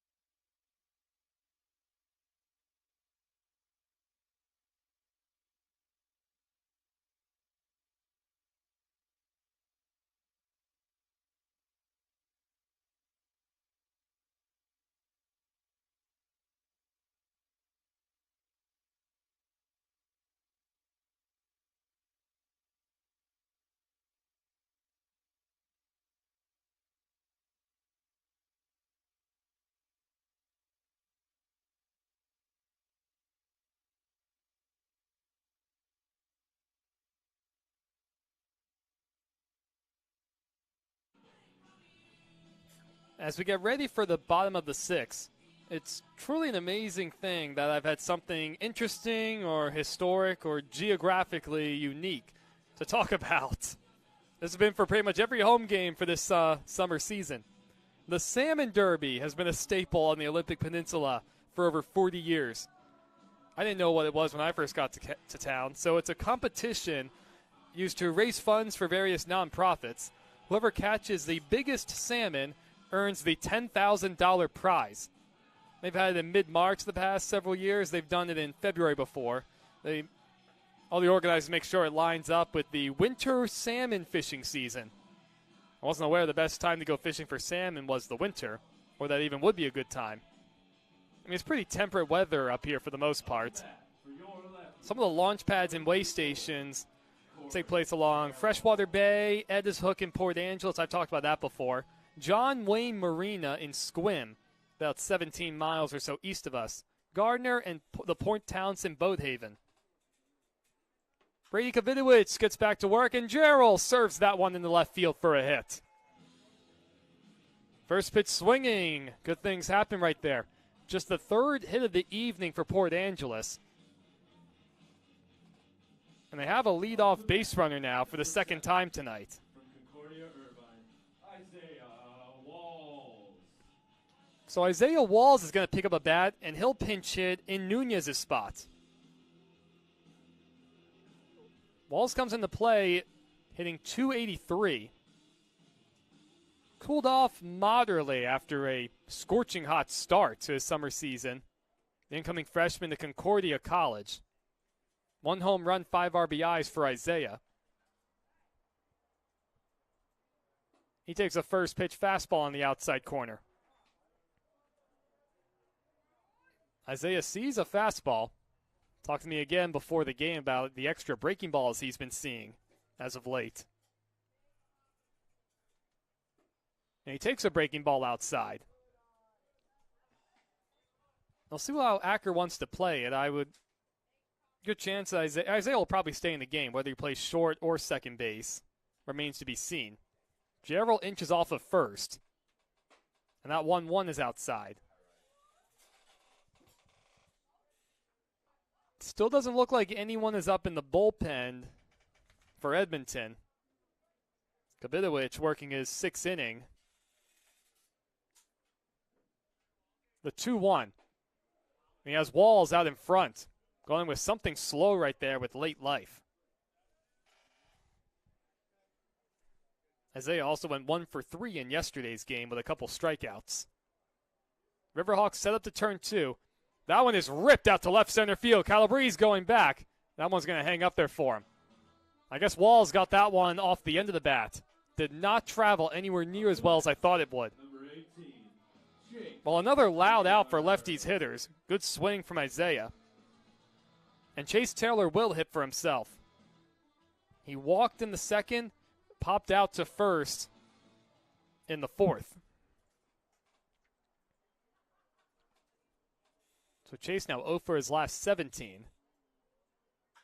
He swings at a curveball and hits it a mile high. Foul territory on the left side, and it's going to get out of play.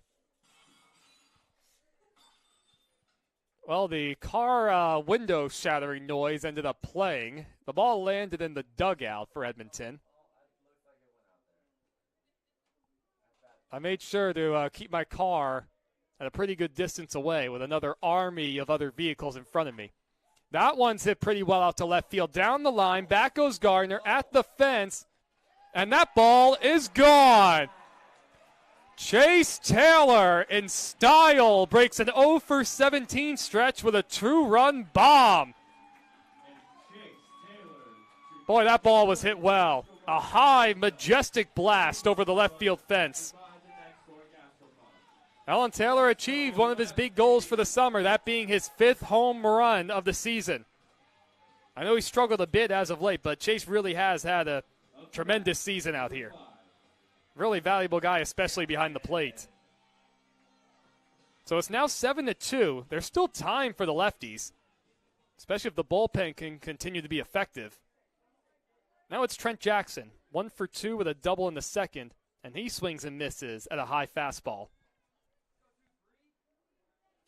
So 1 out, nobody on, 7-2. 116 miles per hour off the bat. That was smoked.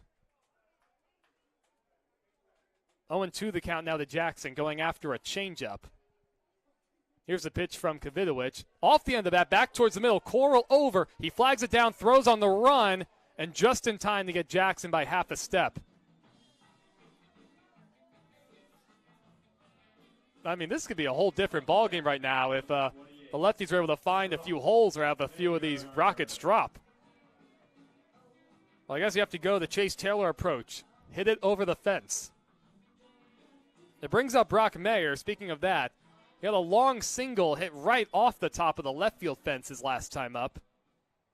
So Brock's 1 for 2. He takes a curveball outside. Well, with the home run, there is looks like there's some guy stirring in the bullpen for the Riverhawks. Upstairs 2-0. Good hitters count coming up for Mayer. Was able to talk to Brock as well during batting practice. The two-way guy. He tells me that he thinks as a hitter first and tries to use that mindset to help him on the mound. Well, he checks swings and hits that one foul. It's definitely got to be helpful from a mental side, being able to see the game from both perspectives and try and get an idea of what the opposition is trying to do.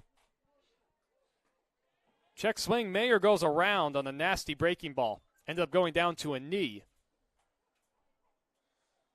So Brady Kabidowicz trying to finish off the 6, allowing 2 with a 2-run blast from Taylor. Mayer digs back in, staring down the 2-2 count. He takes the curveball that time. A tough one. Good job from Brock to hold up. The shadows now fully covering Civic Field. Not quite sunset time yet. I think it's still about 9 o'clock when the sun sets here. Still much longer than I'm used to. That 3-2 is taken upstairs. Good at bat from Brock. He's aboard with a 2-out walk. Just the second free pass issued by Kabidowicz. That brings up Julio Vasquez. He lined out sharply right to the third baseman Evan Overmars in the second inning, then bounced out to third his last time up in the 5th. As time is called, that's going to be it for Kabidowicz. Here comes the manager, Jake Lanfrom, and takes the ball from him. We have a new pitcher coming out of the Edmonton bullpen. We'll be back with his name with 2 outs in the bottom of the 6th in just a moment.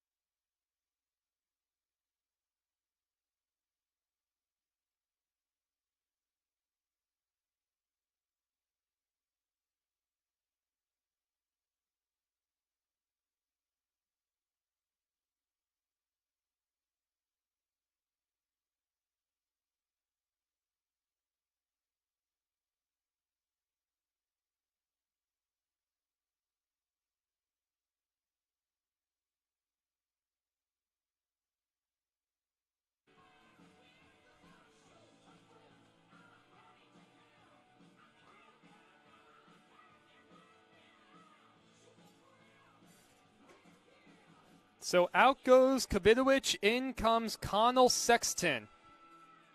With 2 outs and the lefties trailing 7-2. Mayer at first after walking. Well, Sexton, he makes one heck of a commute going from home to school. Originally from Abbotsford, British Columbia, rising sophomore at San Diego Christian College. The 6'3", 220-pound left-hander. And the first pitch is at the knees for a strike to Julio Vasquez. Lefties have put up 2 runs in their half of the 6th on the 2-run homer from Taylor. Here's the 0-1. That one's off the end of the bat, sprayed foul out of play. Sexton comes in, his 7th game of the summer, all out of the bullpen. Whoa. Only 5 2/3 innings. His longest outing is an inning and a third. Last time he pitched was June 24th. My God. Well, it's been a while. And that one's right down the middle for a called strike 3. Vasquez goes down on 3 pitches. I guess he wasn't looking for a fastball.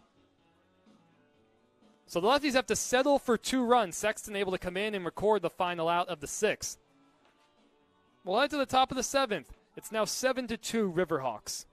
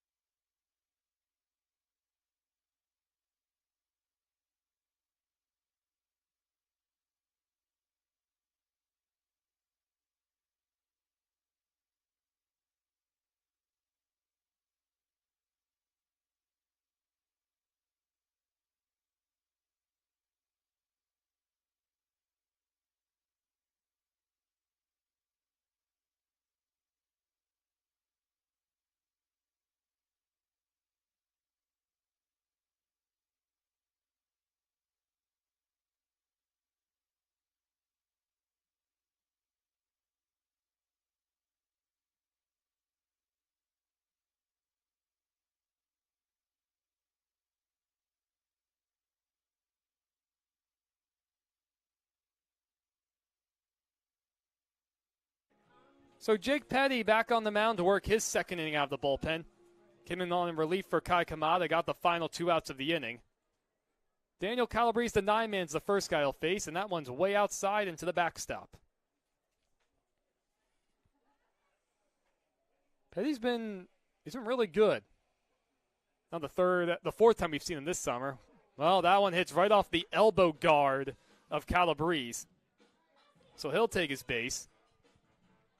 There was some jawing going on during the last inning between Earl Smith in the third base coach's box and some of the guys in the Riverhawks dugout. Hard to say if that was intentional or not. Well, the leadoff base runner now for Edmonton. It brings up Brett Ott. And a couple changes in the field. Isaiah Walls, who pinch hit for Nunez last inning, stays in the game to play short. Aiden Arriaga moves over to second. That's in the dirt, 1-0. Good play by Helm. Ott walked his last time up. So the lefties look to turn 2. A lot of room on the right side with Guardado holding the runner. Outside 2-0.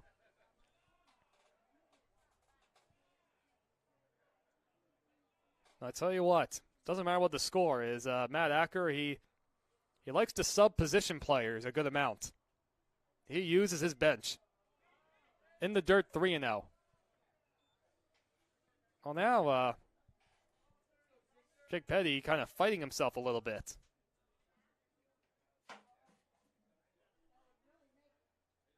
And he comes set. And he deals out the stretch. A 4-pitch walk to Ott. So a hit batter and a walk to start the 7th. I'm going to assume that the hit by pitch to Calabrese was not intentional, because command is very much a factor for Petty. Here comes Matt Acker walking out of the bullpen. There is somebody up and loosening for the lefties. Well, let's see what he does here. The entire infield coming in. No signal yet. It's Chaz Graham up and loosening for the lefties. Also now a discussion on the mound. The entire infield is up there. Acker has not taken the ball from Jake Petty yet. Perhaps it's one of those things where giving him 1 or 2 more hitters. All right, so Acker's going to stick with Petty for now. As Chaz Graham continues to loosen. The batter will be Kelly Coral, a dangerous batter at that. He's 2 for 4 tonight. And he had the difference-making 2-run homer yesterday. So Calabrese at second, Ott at first. A hit batter and a walk to open the 7th. Showing bunt. That one's popped up towards the mound, and Petty's able to make the grab. Very surprised to see a guy who's been hot like Coral squaring around the bunt.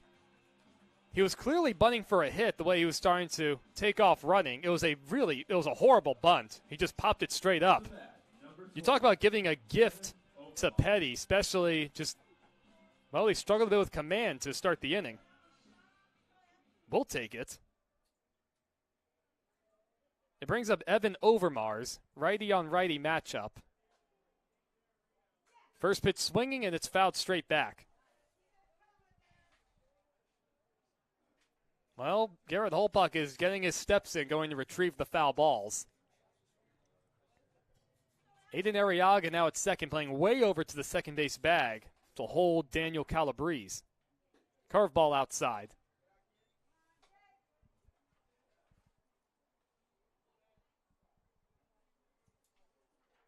Flags are still relatively quiet in right center. Looks like a very light breeze now going right to left. That 1-1 is outside.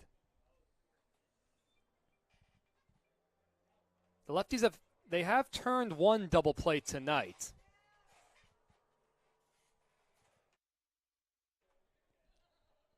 Petty now comes set.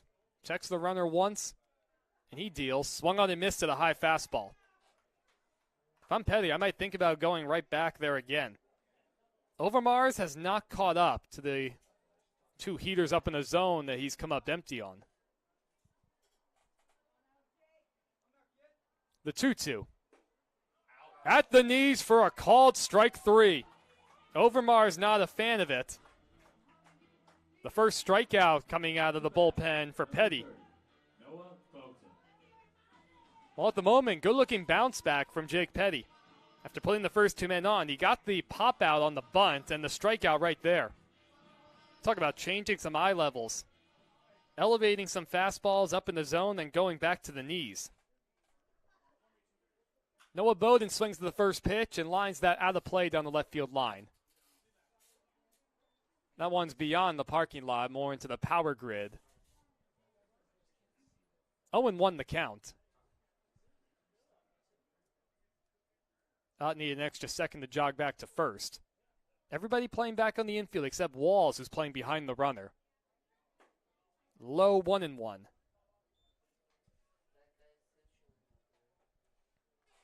There goes a youngster running across the concourse, possibly looking to go after that foul ball. There goes Dad to follow him. That one's hit pretty well in the center field. Gerald goes back on. He was shading in the left center field alleyway, and he makes the catch just shy of the wall. You know what time it is, Lefties. Get on your Really good work from Jake Petty.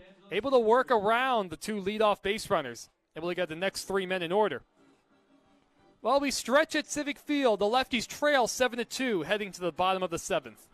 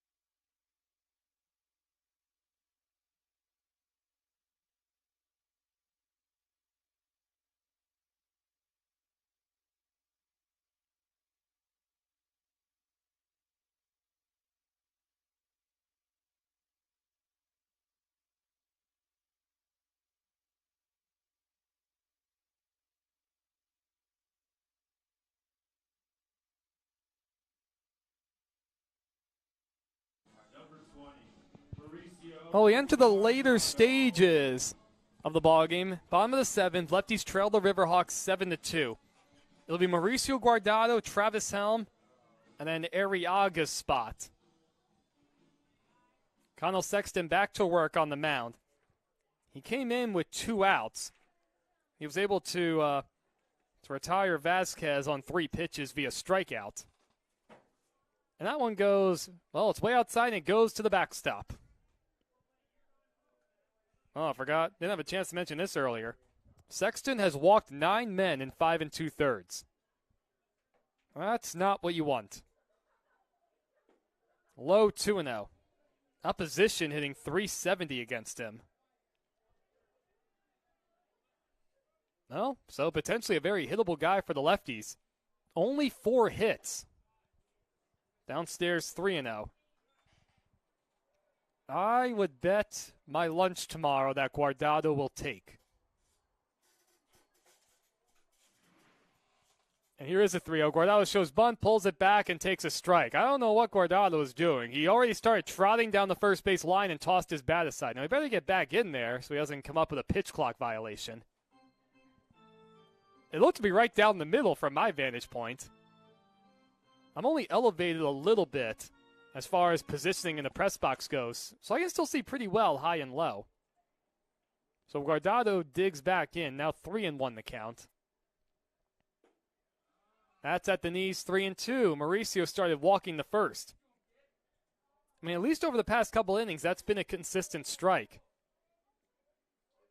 Mauricio trying to work his way on base. The Lefties need base runners. Here it is from Sexton. Off the hands. Mauricio probably broke his bat up the first base line, and he'll take it himself. Osana takes himself, that is. Mauricio carried the bat with him the entire way. Really wasn't running up the line. Now he goes ahead and breaks his bat over his knee. Impressive display. Frustration nonetheless for Mauricio. 1 away in the 7th. It brings up Travis Helm. Part of that is obviously you never want to show up an umpire, but part of it is, we've seen it at times throughout the season, some of these home plate umpires take a year to call a strike as the first pitch misses high. And these have been pretty good as far as the games they're calling behind the plate. Oh boy, we sometimes have to wait a long time for a strike to be called. Way outside 2-0. So Sexton falling behind each of the first two hitters he's faced in the seventh. A guy who's walked his fair share his limited time during the summer. Swung on a miss by Helm. An off-balance swing, even on a 2-0 pitch. Arriaga does wait on deck.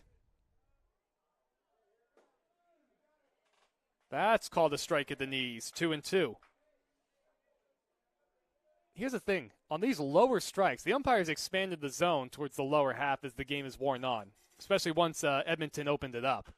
That one's lined into right field. Ott slides, and he's able to make the catch. Make that the fifth or sixth rocket that the lefties have hit into an out. Well, Ott had Helm played pretty perfectly, shallow and right. 2 up, 2 down in the seventh. The Lefties have just been unlucky tonight. They've hit some balls hard, and really, other than the Taylor home run, they have just not found holes. Whereas you have the Riverhawks, they have 5 infield hits tonight. Arriaga takes a first pitch curveball in the dirt. 5 of the 12 hits for the Riverhawks of the infield variety. Lefty on lefty matchup. That's on the outside corner. Yeah, this strike zone has really opened up. That was a decent ways off the plate. Arriaga settles back in. And that's called a strike. Yeah, Arriaga's shaking his head. It's definitely not a strike. And I'm not one to really ever get on umpires' cases. They usually do a very good job. I'm very pro-umpire. The 1-2 at 2 outs. That one sprayed foul out of play. If you're Arriaga, you kind of have to go after that pitch right now because it's being called a strike. In a way, those lower pitcher strike calls in the zone, the umpire's taking longer to call them strikes. That one's foul-tipped in and out of the glove of Liebed. Everybody looks to be okay. Nico behind the plate, it looked like he came up lame just for a second. And now he looks to be okay. So 1-2 the count. Everybody getting an extra moment to gather themselves. No wind to speak of at Civic Field right now. You have not heard me say that very often. So Sexton, he comes set, working out the stretch. Down and away with a curveball. Pretty good hold from Aiden.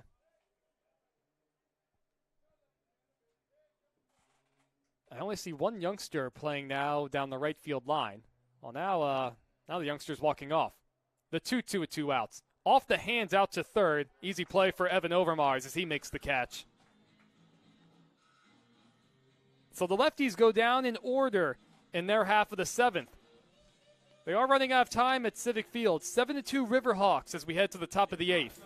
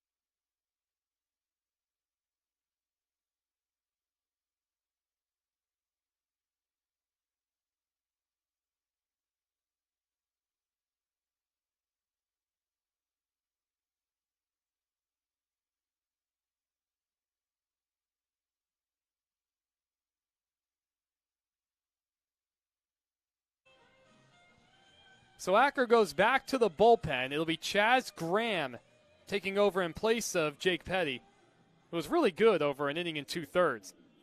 No runs allowed for Jake. Third consecutive outing for him where he's done a really nice job.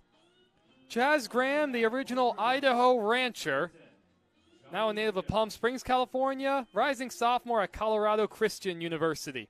6'1", 190-pound submarine throwing right-hander. His sixth game of the summer all out of the bullpen, just 3 1/3 innings for him. His longest outing has been a full inning. And he's allowed runs in every outing except for his first one, going 2/3 of an inning at Victoria. First pitch of the ball to Johnny McGill. So Graham in the face, 5-6-7 for Edmonton as they lead the Lefties 7-2. Off the end of the bat, hits softly out to second. Aiden Arriaga charges it. And he is just barely in time to throw out McGill. Only gone by half a step. Looked like Aiden had a little trouble getting the ball out of his glove. Now it's Mark Osana. Well, he's been on base all 4 times tonight. A couple hits, reached on an error, and a walk his last time in the 6th. Taking just an extra moment as McGill trots off the field. There is somebody up again in the Lefties bullpen. And that goes right off the buttocks of Mark Osana. Looked like a breaking ball. Probably didn't hurt all that much. So he'll take his base. Second consecutive inning, the Lefties have hit a batter. The third man of the game the third hit batter of the game issued by Lefties pitching. So Will Gardner now up, and he swings the first pitch and bounces the foul. That ball settles right by the Lefties dugout. The horde of players and coaches in front of the railing. Short lead at first from Osana as the Lefties look to turn 2. Little inside 1-1. Helm liked the pitch. It was a good spot. It's a good place to miss. Looks like some cloud cover has returned to the ballpark. That one's ripped out to right. Jackson on the run. He's not going to get it. It'll get up against the fence. Osana heading into third. He'll be held there as a throw comes into Guardado, the cutoff man. So second and third with 1 out as Gardner records the double. That being the 13th hit of the night. Well, now it's Nico Liebed, the 8th man. He's 1 for 3 with a single in the second. Well, time is called. Here comes Acker coming out of the bullpen. Yeah, the Lefties are going to go back to the bullpen. Here comes the new guy coming in through the gate. Short outing for Graham. Facing just 3 hitters. He leaves with men on second and third and 1 out. That is his responsibility. Oh, some aggressive quick hooks from Acker. We'll be back with the new pitcher in just a moment.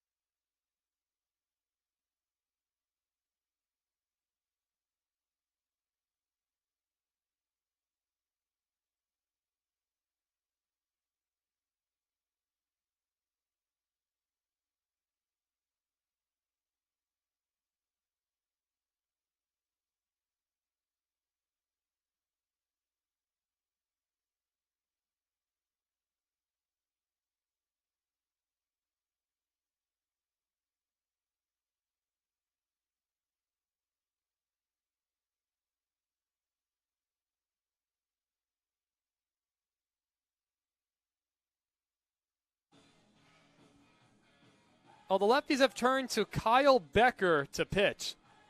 Becker, the rising sophomore out of the University of Nevada at Reno. He comes in with men on second and third and one out. Will Gardner, who doubled a moment ago at second. Mark Osana at third. Kyle Becker he has not pitched all summer. That's the first pitch is outside. He's got a good arm. I've seen him play center throughout the time he's been here. Becker at this point needs to save some bullpen arms. So I would wager that Kyle's going to try and finish off the game. Check swing, and I don't know where that one missed. I guess inside. And look, for a bit, the home plate umpire did open up the zone. Did not give that one to Becker. Lefties play the corners in, the middle of the infield back, and that's on the outside corner. So the home plate umpire likes the outside part of the plate, not as much the inner half. The lefties trail 7-2. In jeopardy of losing their fifth straight, as that's low. Becker is working out the stretch. I mean, I would think if you're Helm, you're just setting up right down the middle. And Becker deals. That's in the dirt. So the walk will load the bases with one out. And now it's Daniel Calabrese. He'll hit for himself. 1 for 3 with a double in the fifth. He was hit by a pitch his last time up in the seventh.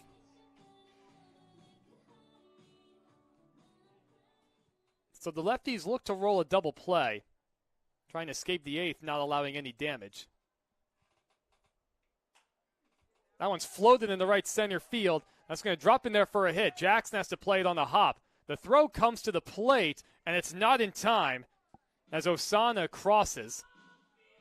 Had to make sure that ball wasn't caught. Station to station go the Riverhawks. RBI single for Calabrese. It's now 8-2 Edmonton. Second hit of the night for Daniel. Edmonton now up to 14 hits. That's a lot of hits. They've hit it soft, they hit it hard, they found holes. Out in the dirt. It gets away from Helm. The runners will not advance. Brett Ott, the hitter. Not much room back there. Also might be one of those things where it's a 6-run game and they're not gonna try and make a close play on the bases. The infield playing it about the same. The corners in, the middle playing back. Swung on and missed. Becker does have a really good arm. Kind of the case with Wes Penninger coming in out of Utah Valley University. The catcher converted pitcher, and it's gone quite well as that's down low. And about 3 hours before first pitch tonight, Wes was able to officially complete his transfer process to Lamar University. About 20 miles or so off of the Louisiana border in Beaumont, Texas. 2-2 the count. And thanks to his summer out here, he'll have the opportunity to break in as a two-way player. They were looking at him more initially as a catcher. One heck of a collegiate opportunity to both pitch and catch. That one's hit foul towards the lefty dugout. Garrett's got about 4 baseballs in his hand now. I would not be able to fit 4 baseballs in my hand.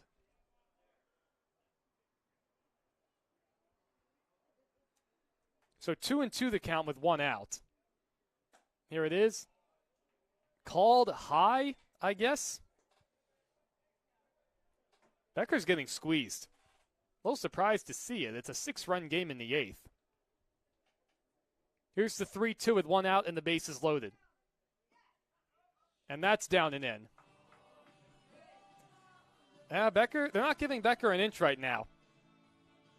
So that'll force in a run. Will Gardner will cross the plate. Edmonton leads 9-2.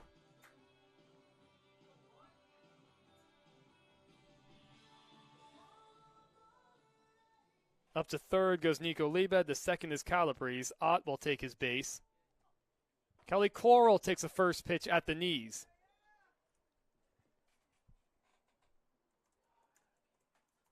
Of course, I was sure to issue my congratulations to Wes. I appreciate that he was able to give you the news during batting practice. Definitely a major relief to finish that process. 0-2 the count.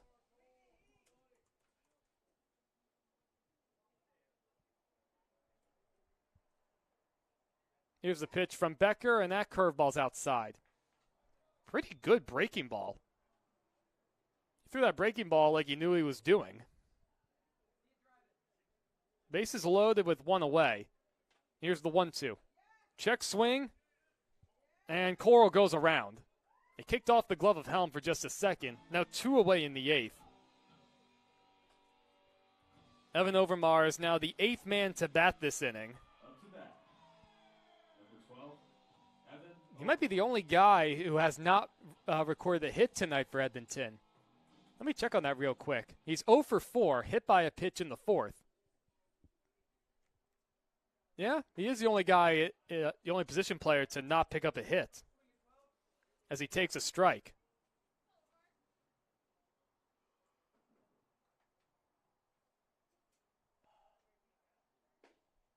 That curveball's outside. Becker has a pretty good feel of that pitch right now.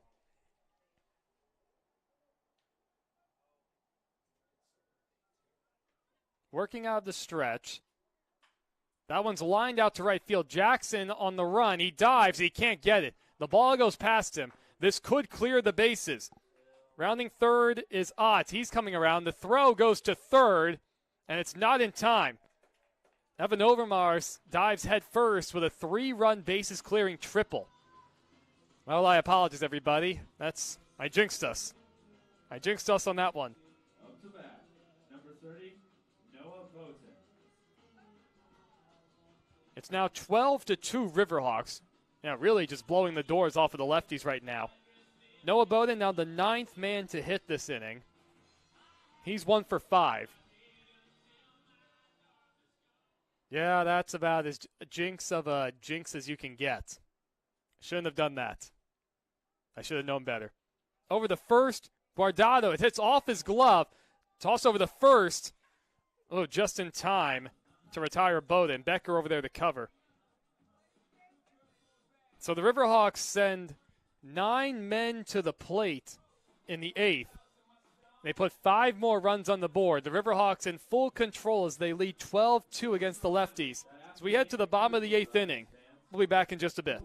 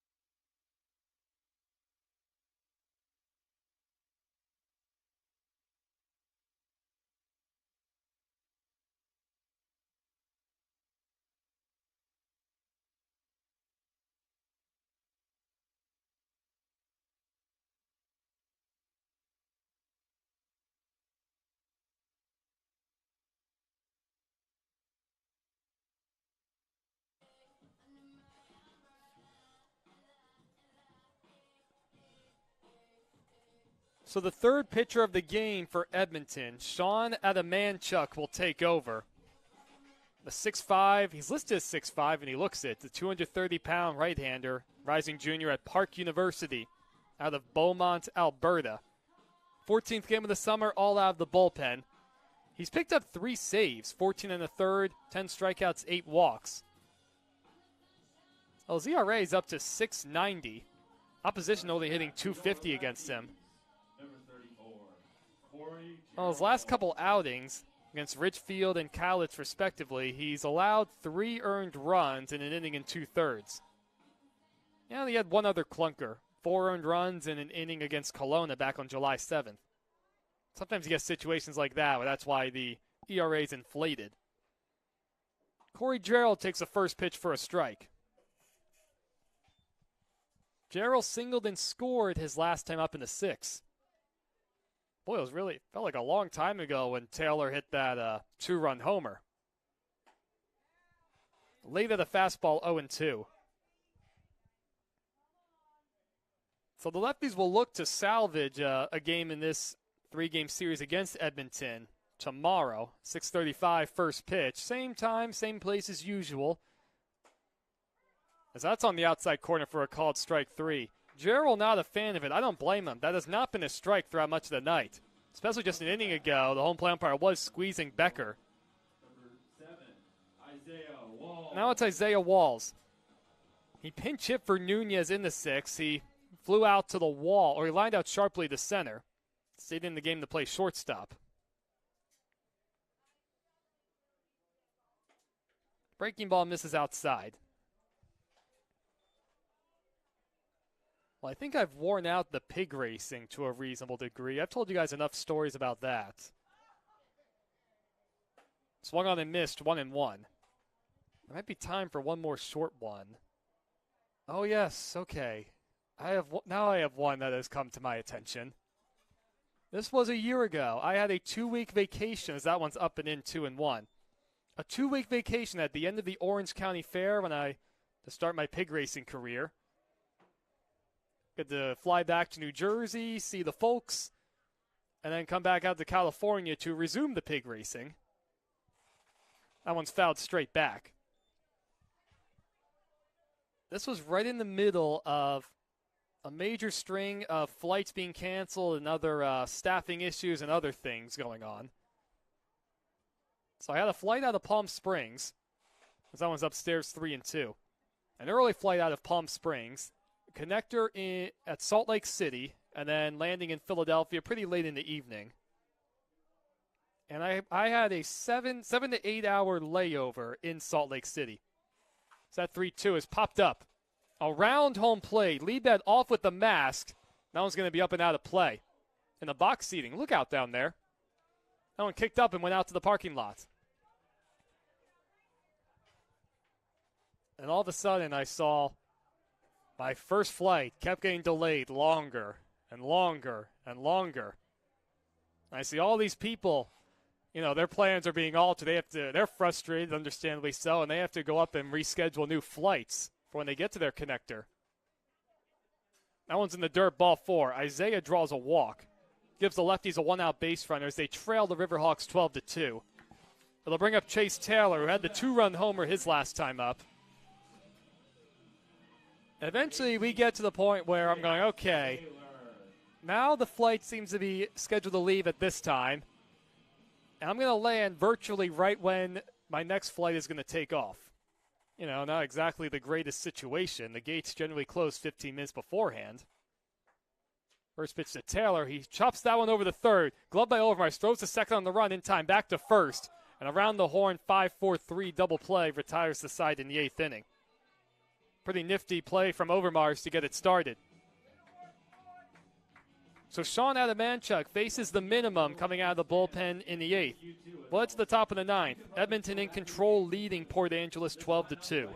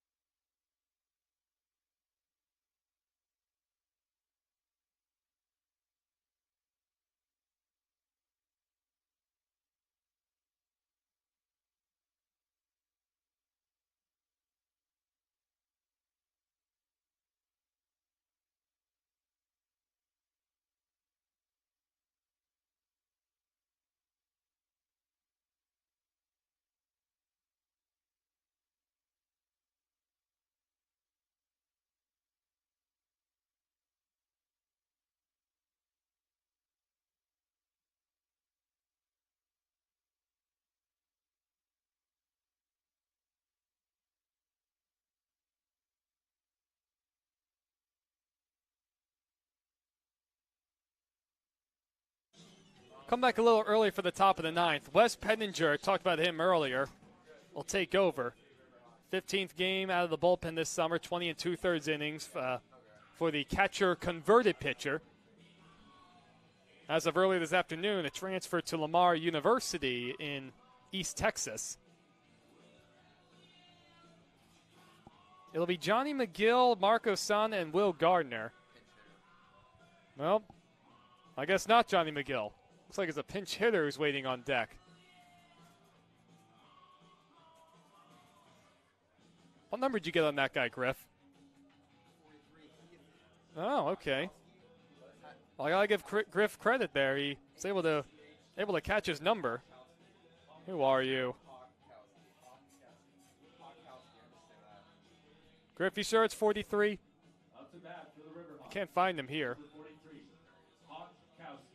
Oh, there he is. He's a pitcher.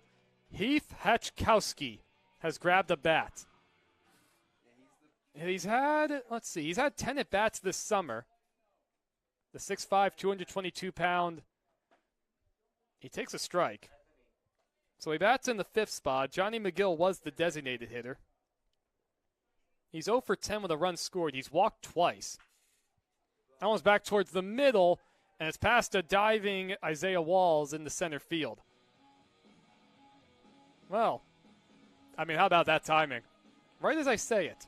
Hatchkowski, his first hit of the summer. You can't make some of this stuff up.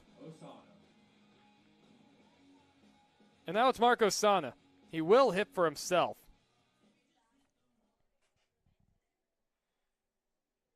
Well, he's 2 for 3 tonight.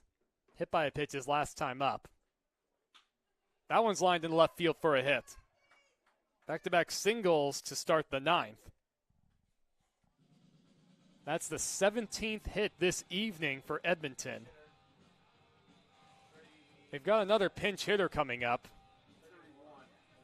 Now, not the most uncommon thing. With a lopsided score, both teams start to empty their benches. That'll be Christian Greeno, who's grabbed a bat to hit. The redshirt freshman out of San Diego, out of the University of San Diego. Native to Glendora, California. He'll settle into the left-hander's batter's box. 4 for 20 this summer, an RBI, no extra base hits. First pitch is outside from Penninger. So let's see, where was I with my previous story? It's not like there's much time left for us. We're in the top of the 9th. Where was I? Oh, yes, okay. So I eventually go up to the concierge lady in Palm Springs, since the landing time for my first flight out of Palm Springs is kind of matching up pretty closely to my flight out of Salt Lake City to Philly. I go, hey, you think I should schedule a new flight? And she goes, I wouldn't do that if I were you, as that one's hit foul. And I go, well, why not? And she goes, well, if we were to schedule you a new flight out of Salt Lake City, then you're not going to land until well after midnight. I did not want to have that one. And that one ends up hitting off of the leg of Greeno. He'll take his base. It loads the bases with nobody out. The 4th batter that Lefties pitching has plunked. That brings up Nico Liebed. So I go, okay, I'll stick with my original flight. And finally, the Palm Springs flight does take off, and we're going. It's not a very long flight to Salt Lake City. I look at the time, and I go, this is going to be close, as the first pitch is outside. And, of course, the flight attendants are well aware of the delay and everyone else's situation. And so they have me and 2 other guys end up moving up to first class towards the end, as that's on the outside corner. And they get on the loudspeaker, and they go, okay, if you're on this flight, and these other flights, sorry, you're going to have to schedule new flights. And they go, if you're on these several flights, then you're going to be just fine. As a curveball misses outside, 2-1 the count. Bases loaded, nobody out. Top of the 9th, Riverhawks lead the Lefties 12-2. Then they go, if you're on Detroit, pretty sure Atlanta's one of the other ones, and then my flight, Philadelphia, then you're going to have to run. So that one's fouled straight back 2-2. And I go, okay, I am glad that I wore shoes today and not flip-flops. Now keep in mind, I'm a pretty good runner myself. I ran track in college and I still run a lot. So I was up for the challenge. But the problem with Salt Lake City is they have a ton of construction as that one's fouled back. Ton of construction, still in the middle of that construction. So I had to wait even longer to take a bus from one corridor to the other. So I couldn't even utilize my speed. Here's the 2-2 with nobody out. That one's out to right. Jackson started back. Now he comes running in. He makes the catch. Hachkowski will tag. The throw to the plate is not going to be in time. It came in on a hop, a little bit on the first base side. Surprised to see the aggression on the bases, especially with the game basically being decided. One out, it's now 13-2. Marco Sana stays at second.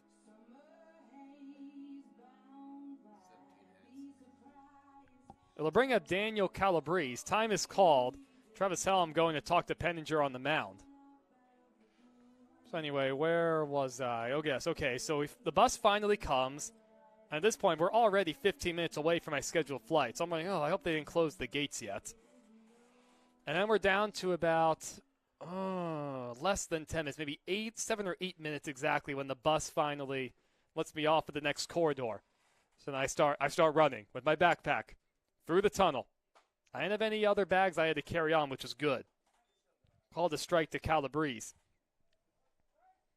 I start moving. I'm going up the escalators. Fortunately, I'm going the right way. I'm able to remember my directions well enough. I am hauling something fierce.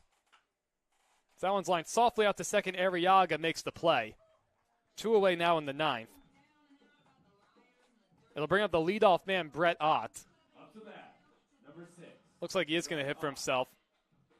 And I finally get to the main floor. I'm basically running close to a mile at this point. I get to the top floor. I'm not sure exactly which way I have to go. I go left. I get to the end of the hall, and I realize it's not the right way. So I turn around and start sprinting towards the other end, as that's called a strike. Turns out the Philadelphia flight was the very final gate going in that direction. And I clear through the entire crowd. I'm weaving and dodging around people. I needed all my athleticism, as that one's popped foul into the screen. And I see a lone flight attendant standing out there in the middle of the hall. And I get close to her, and she goes, "Are you Evan Schmeiser?" And then I go, "Yes, I am." And she goes, "Well, we saw you were 24 years old, and we thought maybe he's in shape." Because that one's fouled straight back. Even though I'm in pretty good shape, at this point I'm tired. I'm huffing and puffing a little bit. Well, not huffing and puffing, but I'm a bit out of breath. I mean, I was moving pretty good. I get on the plane, all sweaty. I sit down. I felt kind of bad for the girl I was sitting next to, as that one's hit foul towards the Lefties dugout. In my head, I want to envision that I got a standing ovation entering the plane, winning the successful race. That's not what happened, but I try and envision that. Especially after a good, rewarding, but difficult summer baseball season. As time is called, it looks like Odd has something in his eyes. Maybe some dirt. Yeah, still fidgeting with it. Nobody's come out to look at him. Trying to just work it out as best he can. You wonder if it's a loose contact situation. And especially 2 more tough weeks of manual labor and stress learning the pig racing script, as that one's hit pretty well out to right. Jackson goes back on it, down the line, and that one is gone. Just sneaks over the right field fence towards a little cart back there. The second 3-run homer of the game for the Edmonton Riverhawks. They now lead 16-2. Yeah, this is turning into a beatdown. Kelly Cora will be the hitter. Number 1, Kelly Cole.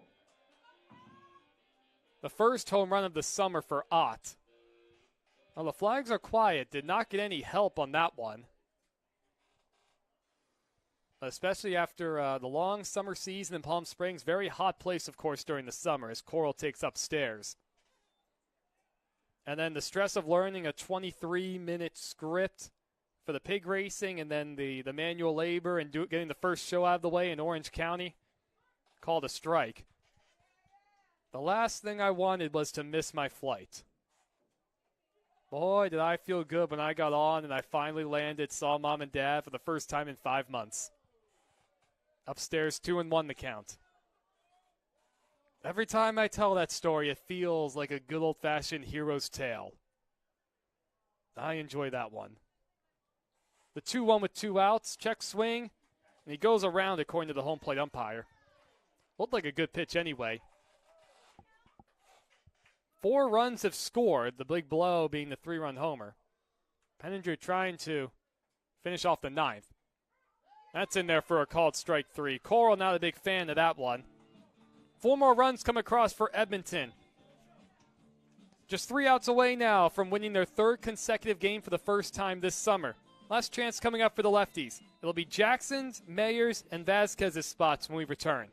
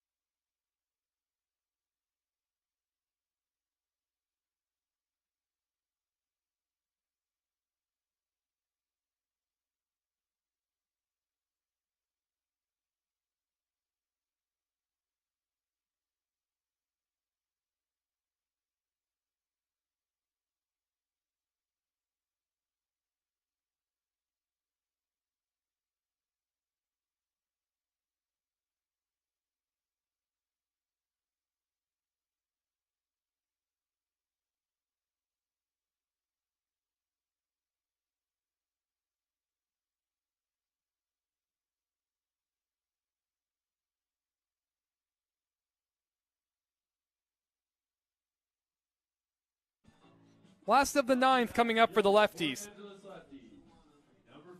Sean Adamanchuk work his 2nd inning out of the bullpen. Trent Jackson, Brock Mayer, and Julio Vasquez the scheduled hitters. Jackson he's hit a couple balls hard tonight. 1 for 3 with a double in the 2nd. Jackson goes after the first pitch and comes up empty. Looked like he chased the pitch down and out of the strike zone. Adamanchuk working out the stretch. That one's in the dirt. So the Lefties will look to try and snap what's going to be a 5-game losing streak tomorrow. Then Port Angeles will hit the road for a week. Pull that one up real fast.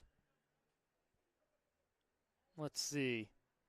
So they have 3 games next weekend up in Bellingham, as Jackson goes after that one, 1-2. Then an off day on Monday the 31st. And then 3 more games up in Edmonton, as that one's outside 2-2. Then Port Angeles comes home to face the Bellingham Bells the weekend of Friday the 4th. Those are the final 3 games of the summer season. Just like that. Jackson pops that one foul into the screen.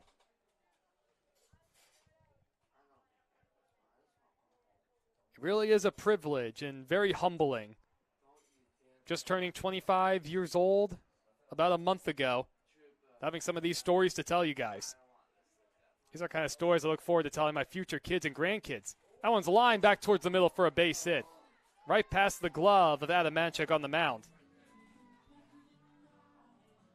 5th hit of the night for the Lefties. And Jackson now 2 for 4. Now Brock Mayer will bat.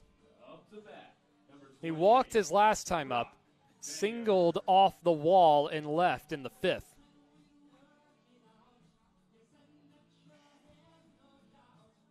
Yeah, the pig racing, the flight story. Now, granted, if the lefties go ahead, have to do something crazy like put up 8 runs or something, as that one misses upstairs, I might have to think of another story, which might be tough. It's not the easiest thing to think of these on the spot. Like the delayed flight story, that's one that just came to me. That one's through the hole on the right side for a hit. Jackson will stop at second. Back-to-back singles to start the 9th for the lefties. Mayer now is 2 hits. It'll bring up Julio Vasquez. Wait, that's not Julio. Looks like it might be MJ Kim. Yep, that is Kim. So MJ's going to hit in the 7th spot for Vasquez. Kim, the incoming freshman at the New Mexico Military Institute out of South Korea. He takes high. His last game was 6 days ago against the Kamloops Northpaws. He walked his only appearance then, hitting 163 this season. That one's a little outside 2-0. Owen Alsop waits on deck in place of Mauricio Guardado. So Adamanchuk took a little stroll in front of the mound. Really slowed the pace down. Working his 2nd inning out of the pen. Kim late at a fastball. Was basically in the glove by the time he swung at it. The Riverhawks look to turn 2. Seriously, though, guys, if you live anywhere near Centralia, Bend and Franklin County, swung on a miss 2-2. Monterey, or wherever the All-Alaskan Racing Pigs are going to go, check it out. And there may just be a pretty reasonable chance that you'll find yours truly there announcing the races. Get a chance, go get a picture with Strawberry, too, as that one's hit foul. Looks like it hit off the arm of Liebed. As the lone play umpire is going to go out in front of the plate and give Adamanchuk a new ball. 2-2 the count to Kim. Jackson at second, Mayer at first. Yeah, go check it out. We get adult volunteers and we get kids to be our cheerleaders with chances to win ribbons. Impossible not to have fun. That's low 3-2. Especially if you live near Monterey. That's a great fair to go to. A small fair, but boy, it gets crowded. Sean Adamanchuk comes set. Here's his 3-2, and that misses low. So the lefties load the bases with nobody out to begin the 9th. And Owen Alsop will bat. Alsop set to play his first season at West Texas A&M University after transferring from New Mexico Military Institute. It was interesting talking to Alsop during batting practice. So New Mexico Military Institute, that's a community college. And they're really not limited as far as the amount of practice time or playing time they can do during the offseason. So they scrimmage each other, practice, play other schools constantly through the fall. Where going to the NCAA, you're limited to 6 total weeks of workouts in the fall. So Alsop actually is going to be much less busy compared to how he's used to being as he fouls that one back. And he does know a few of the guys on the team, friends with some other guys going to school, so he has some familiarity to start his journey at West Texas A&M.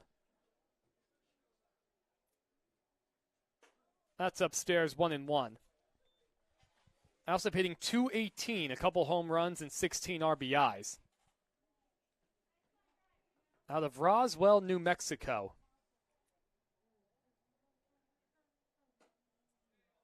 Called a strike. Wow. I think somebody's ready to go home. That pitch was way upstairs. I mean, that's the first time that's been called a strike, and he's even squeezed a couple of the lefties guys. The 1-2. That one's popped up to the right side, out of play. On top of the grandstands. Yeah, I don't blame Allison for being upset. That pitch was not close. The corners are playing in for some reason. I have no idea why. Here's the 1-2. That curveball's hit sharply. Good play from Overmars at third. He throws to home for one, and that's going to turn into an easy 5-2-3 double play. I mean, how many bullets can the lefties hit? It was another good play from Overmars. I mean, that's a tough one on the Olay. It's now second and third with 2 outs. So 5-2-3.